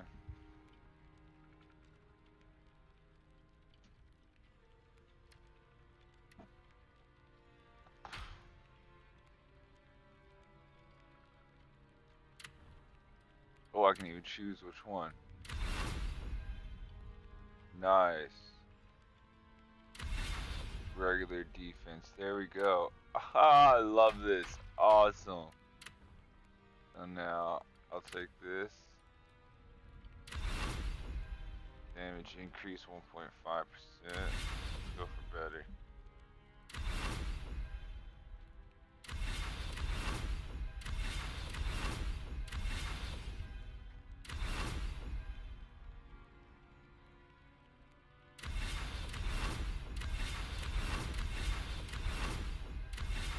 Damn it, it's costing too much. Come on, I see it. Damage increase percentage.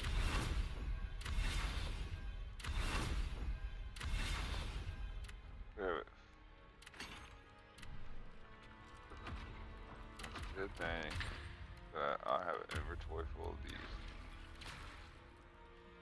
Okay. Good thing I have this. What's...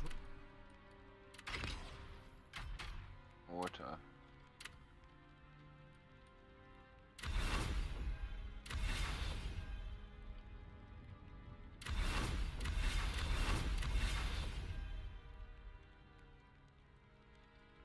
Okay, we'll hold on to that. Let's see what augment gear is before I run out of money.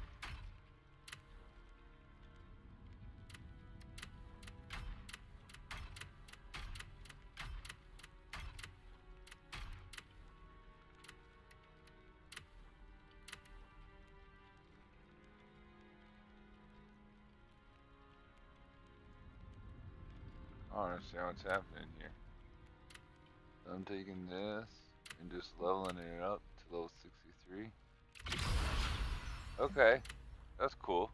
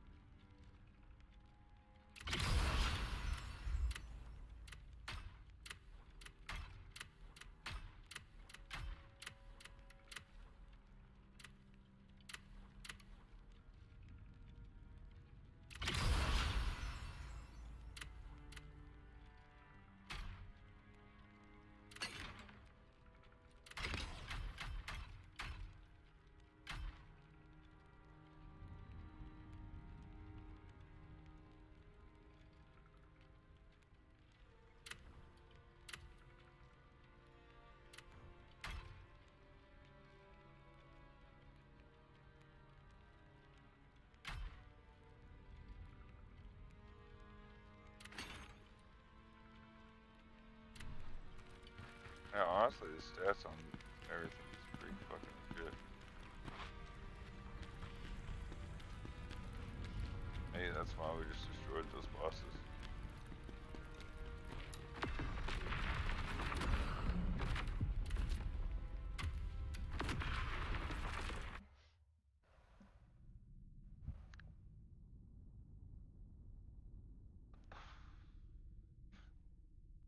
This new set of Fallen Lord armor is pretty badass, guys.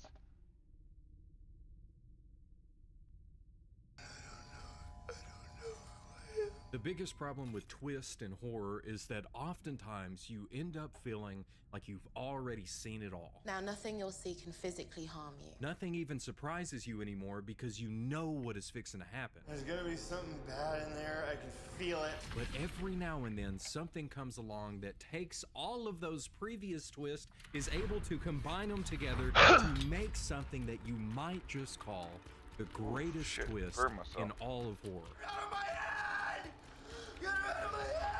And No, for this me, one there was is one good. clear It example wasn't of the this, greatest. and it's Black I Mirror's think Playtest. it's Before White we go with Christmas. Cooper, because it's the most personal survival horror game in history, first we have a word from our sponsor. And once again, the sponsor is me because, well, I have merch. And I can't just wear it throughout half of the video and not point out that you can also own it yourself. That's all. Everything's linked right down below if you're interested in checking some of it out, and we can get right into playtest. Quickest ad read you've ever seen. The episode starts with Cooper here packing a bag and grabbing his passport to leave on a trip and leave his house behind. And in the car on the way to the airport, he gets a call from his mom, but he chooses to ignore it for now. And after making it to the airport, getting settled into his seat on the plane, we can see that he's playing a game on his phone, and in front of him is an old movie with a giant spider on the side of a building. But it's clear that he's too focused on the game that he's currently playing, that even the stewardess has to come up to him and say, I'm gonna have to ask you to switch that off for now. okay. He agrees and does so, and while he's putting his phone away, he notices a little girl that seems a little hesitant to be here on this plane. And so being the kind guy that he is, he begins to play a little game with her where he treats the airplane like it's a roller coaster with all the turbulence. But not caring if he's going to make a fool of himself or not, he decides to help somebody else, so that way, instead of them being focused on all of the scary stuff going on around them, he can at least help them to have a good time and make it through this one moment. And just after this, we get to see him have a good time as he's going abroad to all of these different countries. He's clearly there for a while because he goes to communities. A very nice dude, just like his father, because his dad is Kurt Russell from The Thing. This is who we need for The Thing Part 2. Speaking of that, I am working on a Part 2 of The Thing video. Just give me a few more months until eventually he finds himself in London. And it's in the Raven Inn that we pick up with him as he's looking through a dating app trying to find a date. And it's on this date with Sonia that he begins to open up to her as she asks him why he's been traveling so much. Really to get away from family home. That's what I'm doing. And we find out that this is the last place that he's going to on his trip, and that next week he's finally going back home. But it's the next morning that we find him with Sonia's place, where she notices a scar on his shoulder and asks him what it was from. And it turns out that he had gotten in a fight with a bully in high school whose name was Josh Peters. Yeah, this like metal rod thing. And it's here that his phone begins to ring again, and it's his mom still trying to get a hold of it. But once again, he chooses to ignore the call. Okay, that was a little impossible. And trying to avoid the conversation of what's really going on here with him and his mom, he begins to look around Sonia's apartment while she's making breakfast and notices that she has quite a few video games. You're like a gamer. Cool. And if you look closely in Sonia's video game collection, you can see Dark Souls 2, where Hannah here actually voiced the character Sweet Shalikra. I think I said that right. Shalqua. I didn't make it very far in Dark Souls 2. I played a lot more Bloodborne than this. This. Yes. Now with some small talk out of the way and some Marmite on toast ready for him to try, he's saved by his mom trying to call him again. I don't know. Answer it. It's this call that causes Cooper to finally start to explain why he's not ready to talk to his mom. since the whole reason that he went on this trip was to get away from his home after taking care of his dad for the last year, who had early onset Alzheimer's, just passed away. It was from going through all of this tragedy, even having moments where he would look at his dad and he would hear that his dad didn't know who he was anymore, that he lost a piece of himself, and he also lost that connection that he had. Now, after being gone and not speaking with him, he doesn't know where to start or what to say. This whole trip was just his way of getting away from the hurt for just a little while to hopefully make some new memories that will be able to fill the void a little bit. But it all puts him to end because he's about to have to go back home to confront it all next week. And it's in this very sweet moment that Cooper is finally opening up for what is most likely the first time since his dad passed. That Sonya understands. She leans in, kisses him on his forehead, tells him that he's a good guy, and also tells him, Call me Mom. As Sonya walks away and we see Cooper pick up his phone to call his mom, but instead chooses to put it back in. Later that day, Cooper's at an ATM trying to get money, but the problem is his card is being rejected. He then finds out that his card info was stolen, and now he doesn't have a way to get money to buy a plane ticket to even make it back home. It's here that he has to sit down and figure out what to do next, and he almost calls his mom in this moment to figure something out. But instead, he chooses to call Sonya because he has a plan. Odd Jobs? It's an app that he's been using on his trip to make a little bit of extra money from all of these little odd jobs around different countries. And it's here that he finds a listing for a play test of a new video game with some company called Saito Gamer, yeah. Which is this huge horror gaming company that Sonya knows a lot about and tells him that if he can get any pictures of what they're currently working on, he can make way more money than just doing this little odd job. And sounding like a good opportunity, Cooper accepts it and then heads on to their headquarters. And if this building looks familiar, that's because this is the X-Mansion that they used in X-Men First Class, as well as a ton of other TV shows and movies. And it's inside the headquarters that the first thing that we see is this picture on a wall of an old house with one lit window and a silhouette standing in it. Just after this, Cooper is escorted deeper into the building by Miss Katie. I'm just Katie. Hi. Following Just Katie, Just Cooper is amazed by the level of technology that they're using all over the place in office space. And with this level of technology, when they make it to the room that they're going to be running this little test in, Katie has to ask for Cooper's phone to make sure that all of this can stay as secret as possible. And not only that, but she also presents him with an NDA so that way he has to keep his mouth shut about everything that's fixing to happen here. And she also tells him that there is a small medical procedure that will be done. Your name? Luckily, it's nothing big, and she reassures him that they're not going to take his case. The only problem is the paper that he is supposed to sign is missing, causing Katie to have to leave for a moment to go and get the extra paper. It's here that Cooper sees his chance as he jumps up, grabs his phone, turns it back on, opens the case that is sitting on the table with all of this new technology in it, takes a quick picture, sends it to Sonya, and Katie comes walking back in.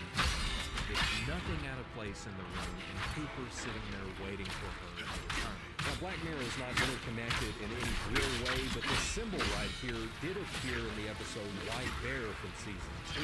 Seeing nothing out of place, she begins to explain that the experiment that they're currently working on is an augmented reality system that works through this mushroom that has to be attached to the base of his skull to sink him into the system, which, obviously, makes him a little nervous, and he asks if she is qualified to do this. I haven't killed anyone yet. Being reasonably confused by all of this, Cooper still gives her the go-ahead. She hooks him up and then sits down to start the process at 5:38. Just then is when Cooper's phone begins to ring again, and it's his mom again. Very confused, Kate grabs the phone and says, with a questioning look at Cooper, she turns it off again, just as the system is finally ready to go, and they can finally test out the first one. And it's here that we see this cute little 3D gopher guy come climbing out of one of the holes that Katie placed on the table in front of Cooper. He is just blown away by what he's currently looking at, trying to figure out how this works and what's going on as the gopher slowly becomes more and more realistic in its graphics. Then Katie explains that this is a mental projection from the system that Cooper is hooked up in, and that... And then he gets to play what is probably the coolest game of whack-a-mole that anybody has ever played before. And while at first we're seeing this from Cooper's perspective, we then see from the camera in the corner of the room what it looks like to everybody else. It's clear that there is nothing there except for Cooper, who is seeing and is currently winning this game of whack-a-mole, or whack-a-gopher. And since Katie can't see it, she has to ask, is the gopher 2D or 3D? No. 3D. Super 3D. And that's it. That's the end of the experiment. Now he gets to, go back, I guess, to Sonia's place. They can talk about everything, and the next week he gets to go home and talk to his mom, and everything's going to be great. Right? Why? Because this is an incredible demo that Cooper just went through, and Katie says that there is another experiment that is much more in-depth, and There'd be more money in it, of course. And already being impressed and amazed by everything that he's seen so far, he agrees, and they head to the headman's office where they can then talk to Sho Saito. Hope I said that right. And after an awkward greeting, Cooper and Sho sit down to talk about what makes horror games so much fun. And Mr. Saito begins to explain his side of it, and that he has always loved to make the player jump. And that it's about the liberation of facing a fear and making it out on the other side of the day. And that's why this new game that he's working on is going to be the most personal survival horror game in history. Something that will be able to learn the player as they play the game to figure out what are their true fears and put them in so they can actually face their worst nightmares.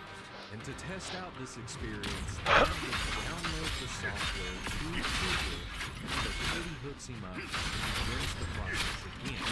But they can't just have Cooper experience his worst nightmares here in this office. They have to take him to the Harmonic Shadow House, or at least the house that the game that they made within the show was based on.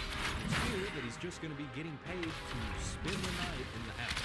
And after being given an earpiece so he can keep in contact with Katie, she then reminds him that Now, nothing you'll see can physically harm you. it's all just like the Gopher game earlier. It's just there to scare him, not hurt him. Right? Just in case it does get to be a little too much for Cooper to handle, they come up with a safe word, and he comes up with stop, which is easy enough to remember and pretty straightforward. So after Katie leaves to get all set up in the observation room, Cooper finds that there is not much to do in this old house. He also finds that the wine here is non-alcoholic, because they're running an experiment and they need him to be in a clear head. And it's just before he finally makes himself comfortable and secure that we see a painting on the wall of the estate. Remember this painting and how it looks right now, because it's fixing to come back on board. And remembering that he doesn't have his phone, Cooper sits down and begins to talk to Katie for a moment until he notices that there's a book that he can read, and it's The Raven by Edgar Allan Poe. Just before he can get into the book, though, a big spider comes crawling out from beside the fireplace directly towards him. See a spider? You don't see that? As it keeps getting closer to Cooper, he tries to explain that it's right there. And it's nearly as though he's trying to plead with the spider to stay away, and obviously the spider wants to listen to him. Wait, no, it wants to get really close. A guy like you scared of spiders. Cooper tries to play it off as though he's not scared of spiders. It's just he doesn't want them so close to him, and he gets a chance to stomp it into nothing. Literally nothing. Like there's nothing there. It was just a part of the game. And it's right as he sits back down, blank figures, he notices that painting where originally it was just a dark corner of the house. Now there is a light in one of the windows. And then in the blink of an eye, there is a man standing in that same window. And just like that, the man is then gone, but it doesn't seem like he's gone very far as there's now somebody walking around upstairs. And again, just trying to play it off as though it's not that scary, he says that it must just be leaky pipes, and it's definitely not anything up there. Cooper walks over to the staircase and finds the real source of the sound. Katie, trying to figure out what happened, asks Cooper to explain what he is currently doing, as he then realizes that it is Josh Peters, his high school bully that he is currently looking at. Then after ripping out Peters hard and shouting Kali Ma, he then grabs his glass of wine and walks through the kitchen through Peters and begins to explain to Katie how much he knows about wine and that he went to a grape festival one time. But it's here that she doesn't let him slide and calls him disgusting. Then she further explains that the reason he's doing this is to try to mask his fear and to not think about what he just saw. Going even further and saying that it's the same reason many people leave their TVs on at night when they're trying to sleep. Katie does a really good job here by bringing Cooper back into the moment, because after all, the entire experiment is meant to scare him. So to just let him off the hook so easy kind of defeats the purpose of why he's here to begin with. Now, looking for another way to cope with this fear, he begins to look for snacks in the cabinets. When he realizes, as he has the cabinet door open, the second he closes it, Peters is going to be standing like right there. Sure enough, he's right, and it's just Peter's shadow on the wall as it turns to look at him. Jump scares get pretty old pretty fast. Not being able to see this abomination that Cooper is currently looking at, Katie asks him to explain what it is, and he stumbles to describe this insane-looking spider thing that he realizes also has the face of a Peter. It's here that Peter questions if this is all just in his head or if this is a part of the software for some reason, and Katie's just like, nah, that's all you. Being quite a bit more freaked out by this weird spider thing in front of him. The real problem starts here as Katie is trying to speak, but her voice begins to break up until she finally goes completely silent and Cooper can no longer communicate with her. But he's not alone for long, as somebody has arrived and is currently knocking at the front door. You're in danger. Sonia? It's Sonia.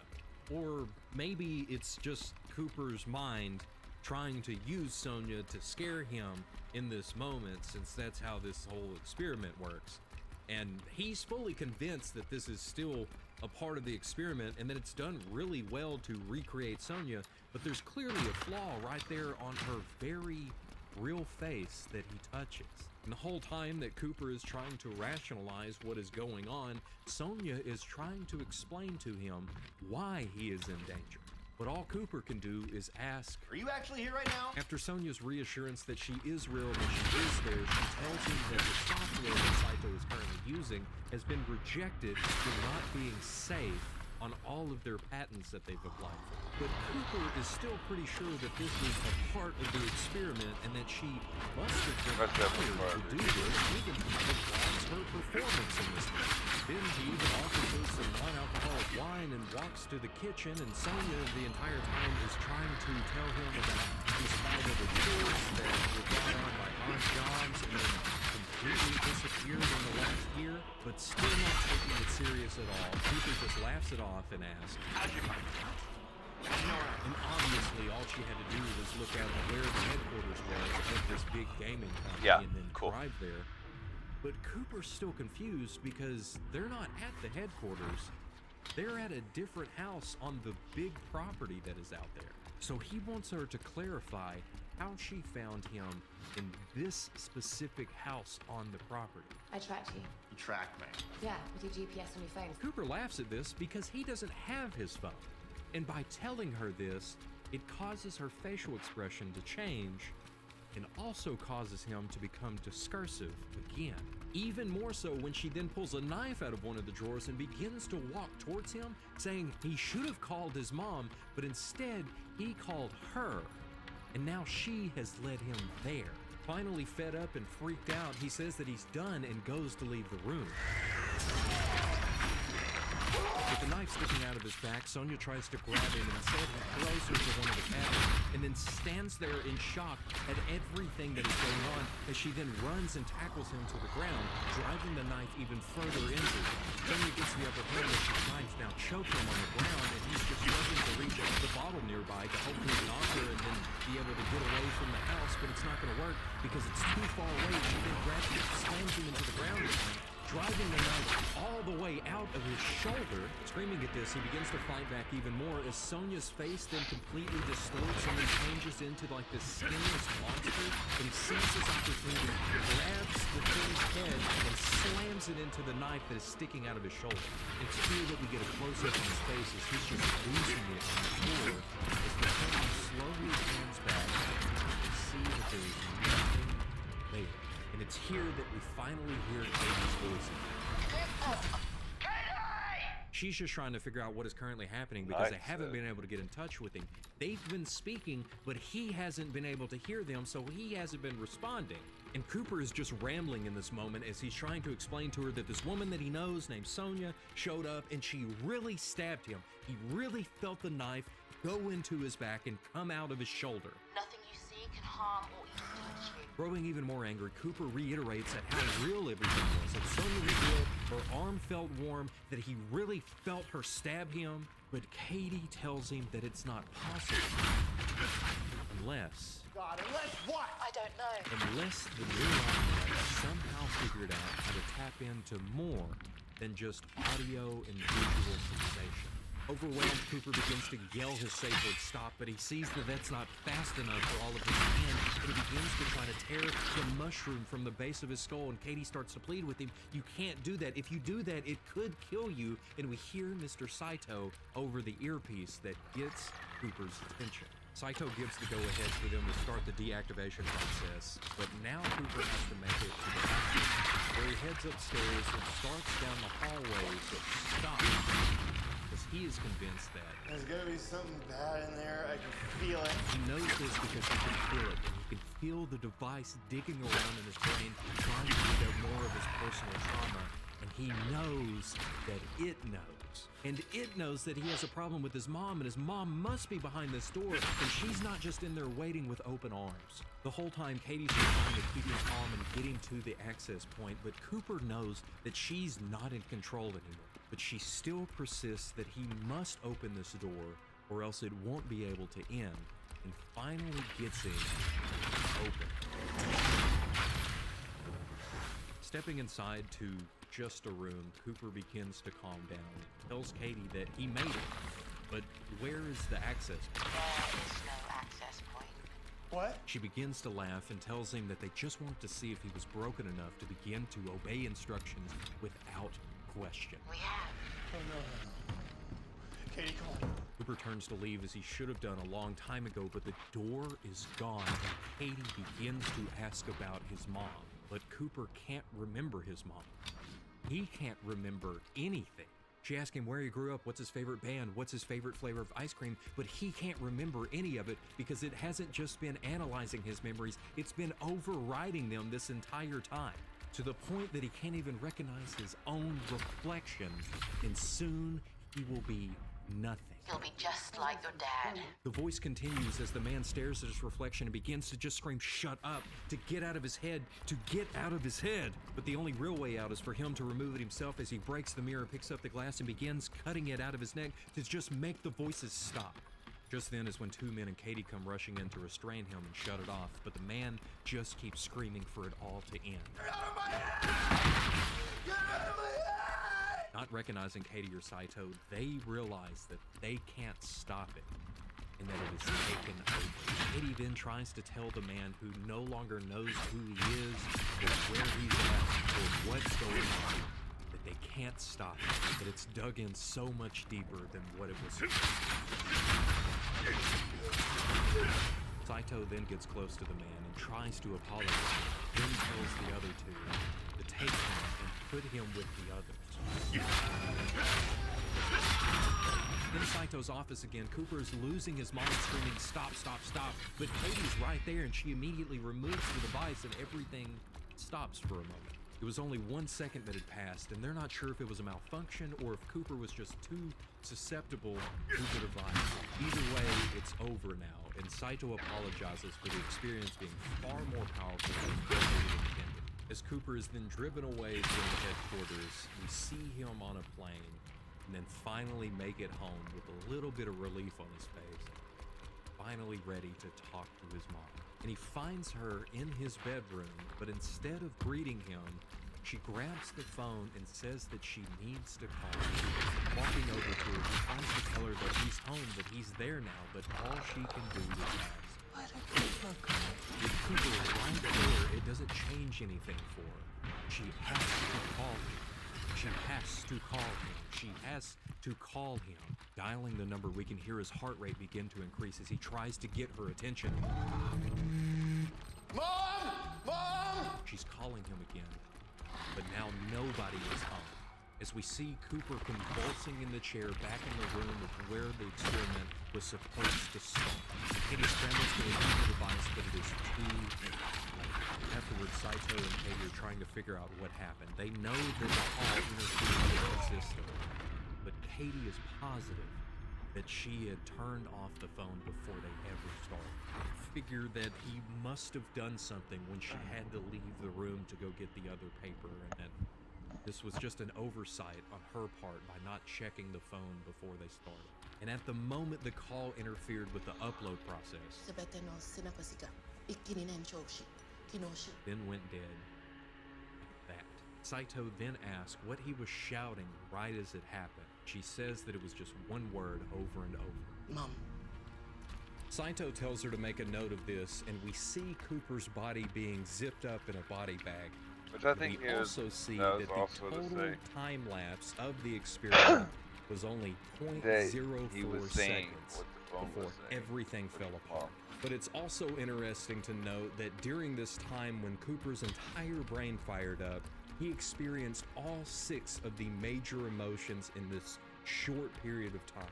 All of this happening in what is essentially an instant, as we then are left with the credits. And now we can finally answer the question of how good is this twist? And as always, our first category is the story and how well does the story serve the twist. One thing is very clear, and that's that escapism is very powerful. That's the reason that many of you are watching this right now. You hopefully escape your life for just a moment and all of the craziness that is currently going on, if only for a moment. Cooper, for the entirety of the episode, is trying to do the same thing, just to the fullest extent, leaving behind his household to go and travel and to try to get away from everything that had been going on in his life with his dad for the last year. Really get away from the family home is what I'm getting. But his issue is that he keeps pushing off his reality every single time that it comes calling. Even to the point of that final phone call where his mind then tries its hardest to continue running away until it finally collapses in. Mom! Mom! At a literal and figurative level, this twist is amazing. It works so well with the story just at the surface and gets even better the deeper you go, the same way that his mind does in the episode. So it's definitely one of the easiest ratings that I can give. It's 100. The second category is acting, and how well does the actor pull off the twist? And Wyatt Russell does an amazing job from beginning to end by starting off as just a goofy guy going on a vacation to him becoming so talkative to cover up the fear that he has that just seems so relatable to me, as well as having a full-blown mental breakdown to the point that you begin to worry about Wyatt himself from this episode. And really everybody in this episode is just incredible, but Wyatt is the true star of this because not only does he pull off one twist, but he's able to perfectly pull off 2. And so I have to give this a very high score of a 94. And now for predictability, how well balanced is this twist when it comes to trying to figure out what is going to happen. And once again, a double twist is coming in to help to make it a lot less predictable. Really, on your first watch, you're not thinking that the phone is going to interfere with the system. All you're thinking is, oh no, the phone rang. He's going to get caught because Haiti knows that she turned it off. So all of your worries about what is really going to happen takes place to later in the story. Because it's not until he makes it to the house that he begins to not be able to trust his senses, that we too begin to question what we are currently seeing. You see a spider. You don't see that? So at that point, we've forgotten all about the phone call in the beginning, and then we get the first twist of him going from in the house, losing his mind, to being in Psycho's house, letting us then breathe for a moment as we realize that, oh, that's where all of the craziness happened, and your only two thoughts after that are either everything's going to be okay and now he gets to go home and deal with, you know, the situation with his mom, or that there might be a residual part of the system making him see stuff when he makes it back home, leaving everyone in shock when he goes from being in his house with his mom to sitting there in the chair yelling mom over and over again, because hardly anybody noticed that the setup within the house and the staircase is the same as in his own house. And it makes it even better on a second watch when you start to pick up on all of the little details that happen before he ever makes it to the experiment. The big spider movie on the plane, the Raven Inn, Sonya asking about the scar that was right here where he gets stabbed by her later on, him explaining that it was Josh Peters that gave him that scar, the picture at headquarters that had the one lit window, but my absolute favorite is the very first line spoken in the episode from the steward. It's amazing. So I'm conflicted on how to score this because the first thought for the twist is something is going to go wrong with the software, but you probably didn't guess where it went, which is why we all get thrown by that first twist. So I'll play it safe and give it an 85, and then you can let me know down in the comments if I'm off on that, if it needs to be higher, if it needs to be lower. But I figured kind of in the middle would be good. The fourth category is satisfaction, and how good is the payoff for the audience. And considering that in all of the previous videos that I've done in this series, this episode of Black Mirror keeps getting brought up in the comments. The first twist alone hits you really hard and gets your attention, but then the second twist really makes you question everything that you've seen up to this point, causing it to really stand out in your mind and making it very rewatchable, because the entire time that you're rewatching it, you're just screaming at him to answer the phone or call his mom back. But what stands out to you, what's so memorable, is the fact that he does call out for his mom in the end. So being that this twist does remind us of where is everybody, time enough at last, and perchance to dream, I have to give this a 91. And finally, for the most of chance at the next episode of Black Vet and Satisfaction, but I figured it's say it along with the software. Or the twist is something is going to go wrong because it's first thought episode from the stewardess. I'm gonna have to ask you to switch that off for now. Okay. It's amazing. My absolute favorite is the very first line spoken in the episode from the stewardess. And is no doubt. But I answered kind of the opposite I've done comments. The first twist alone hits you really hard and gets your attention, but then the second twist really makes you question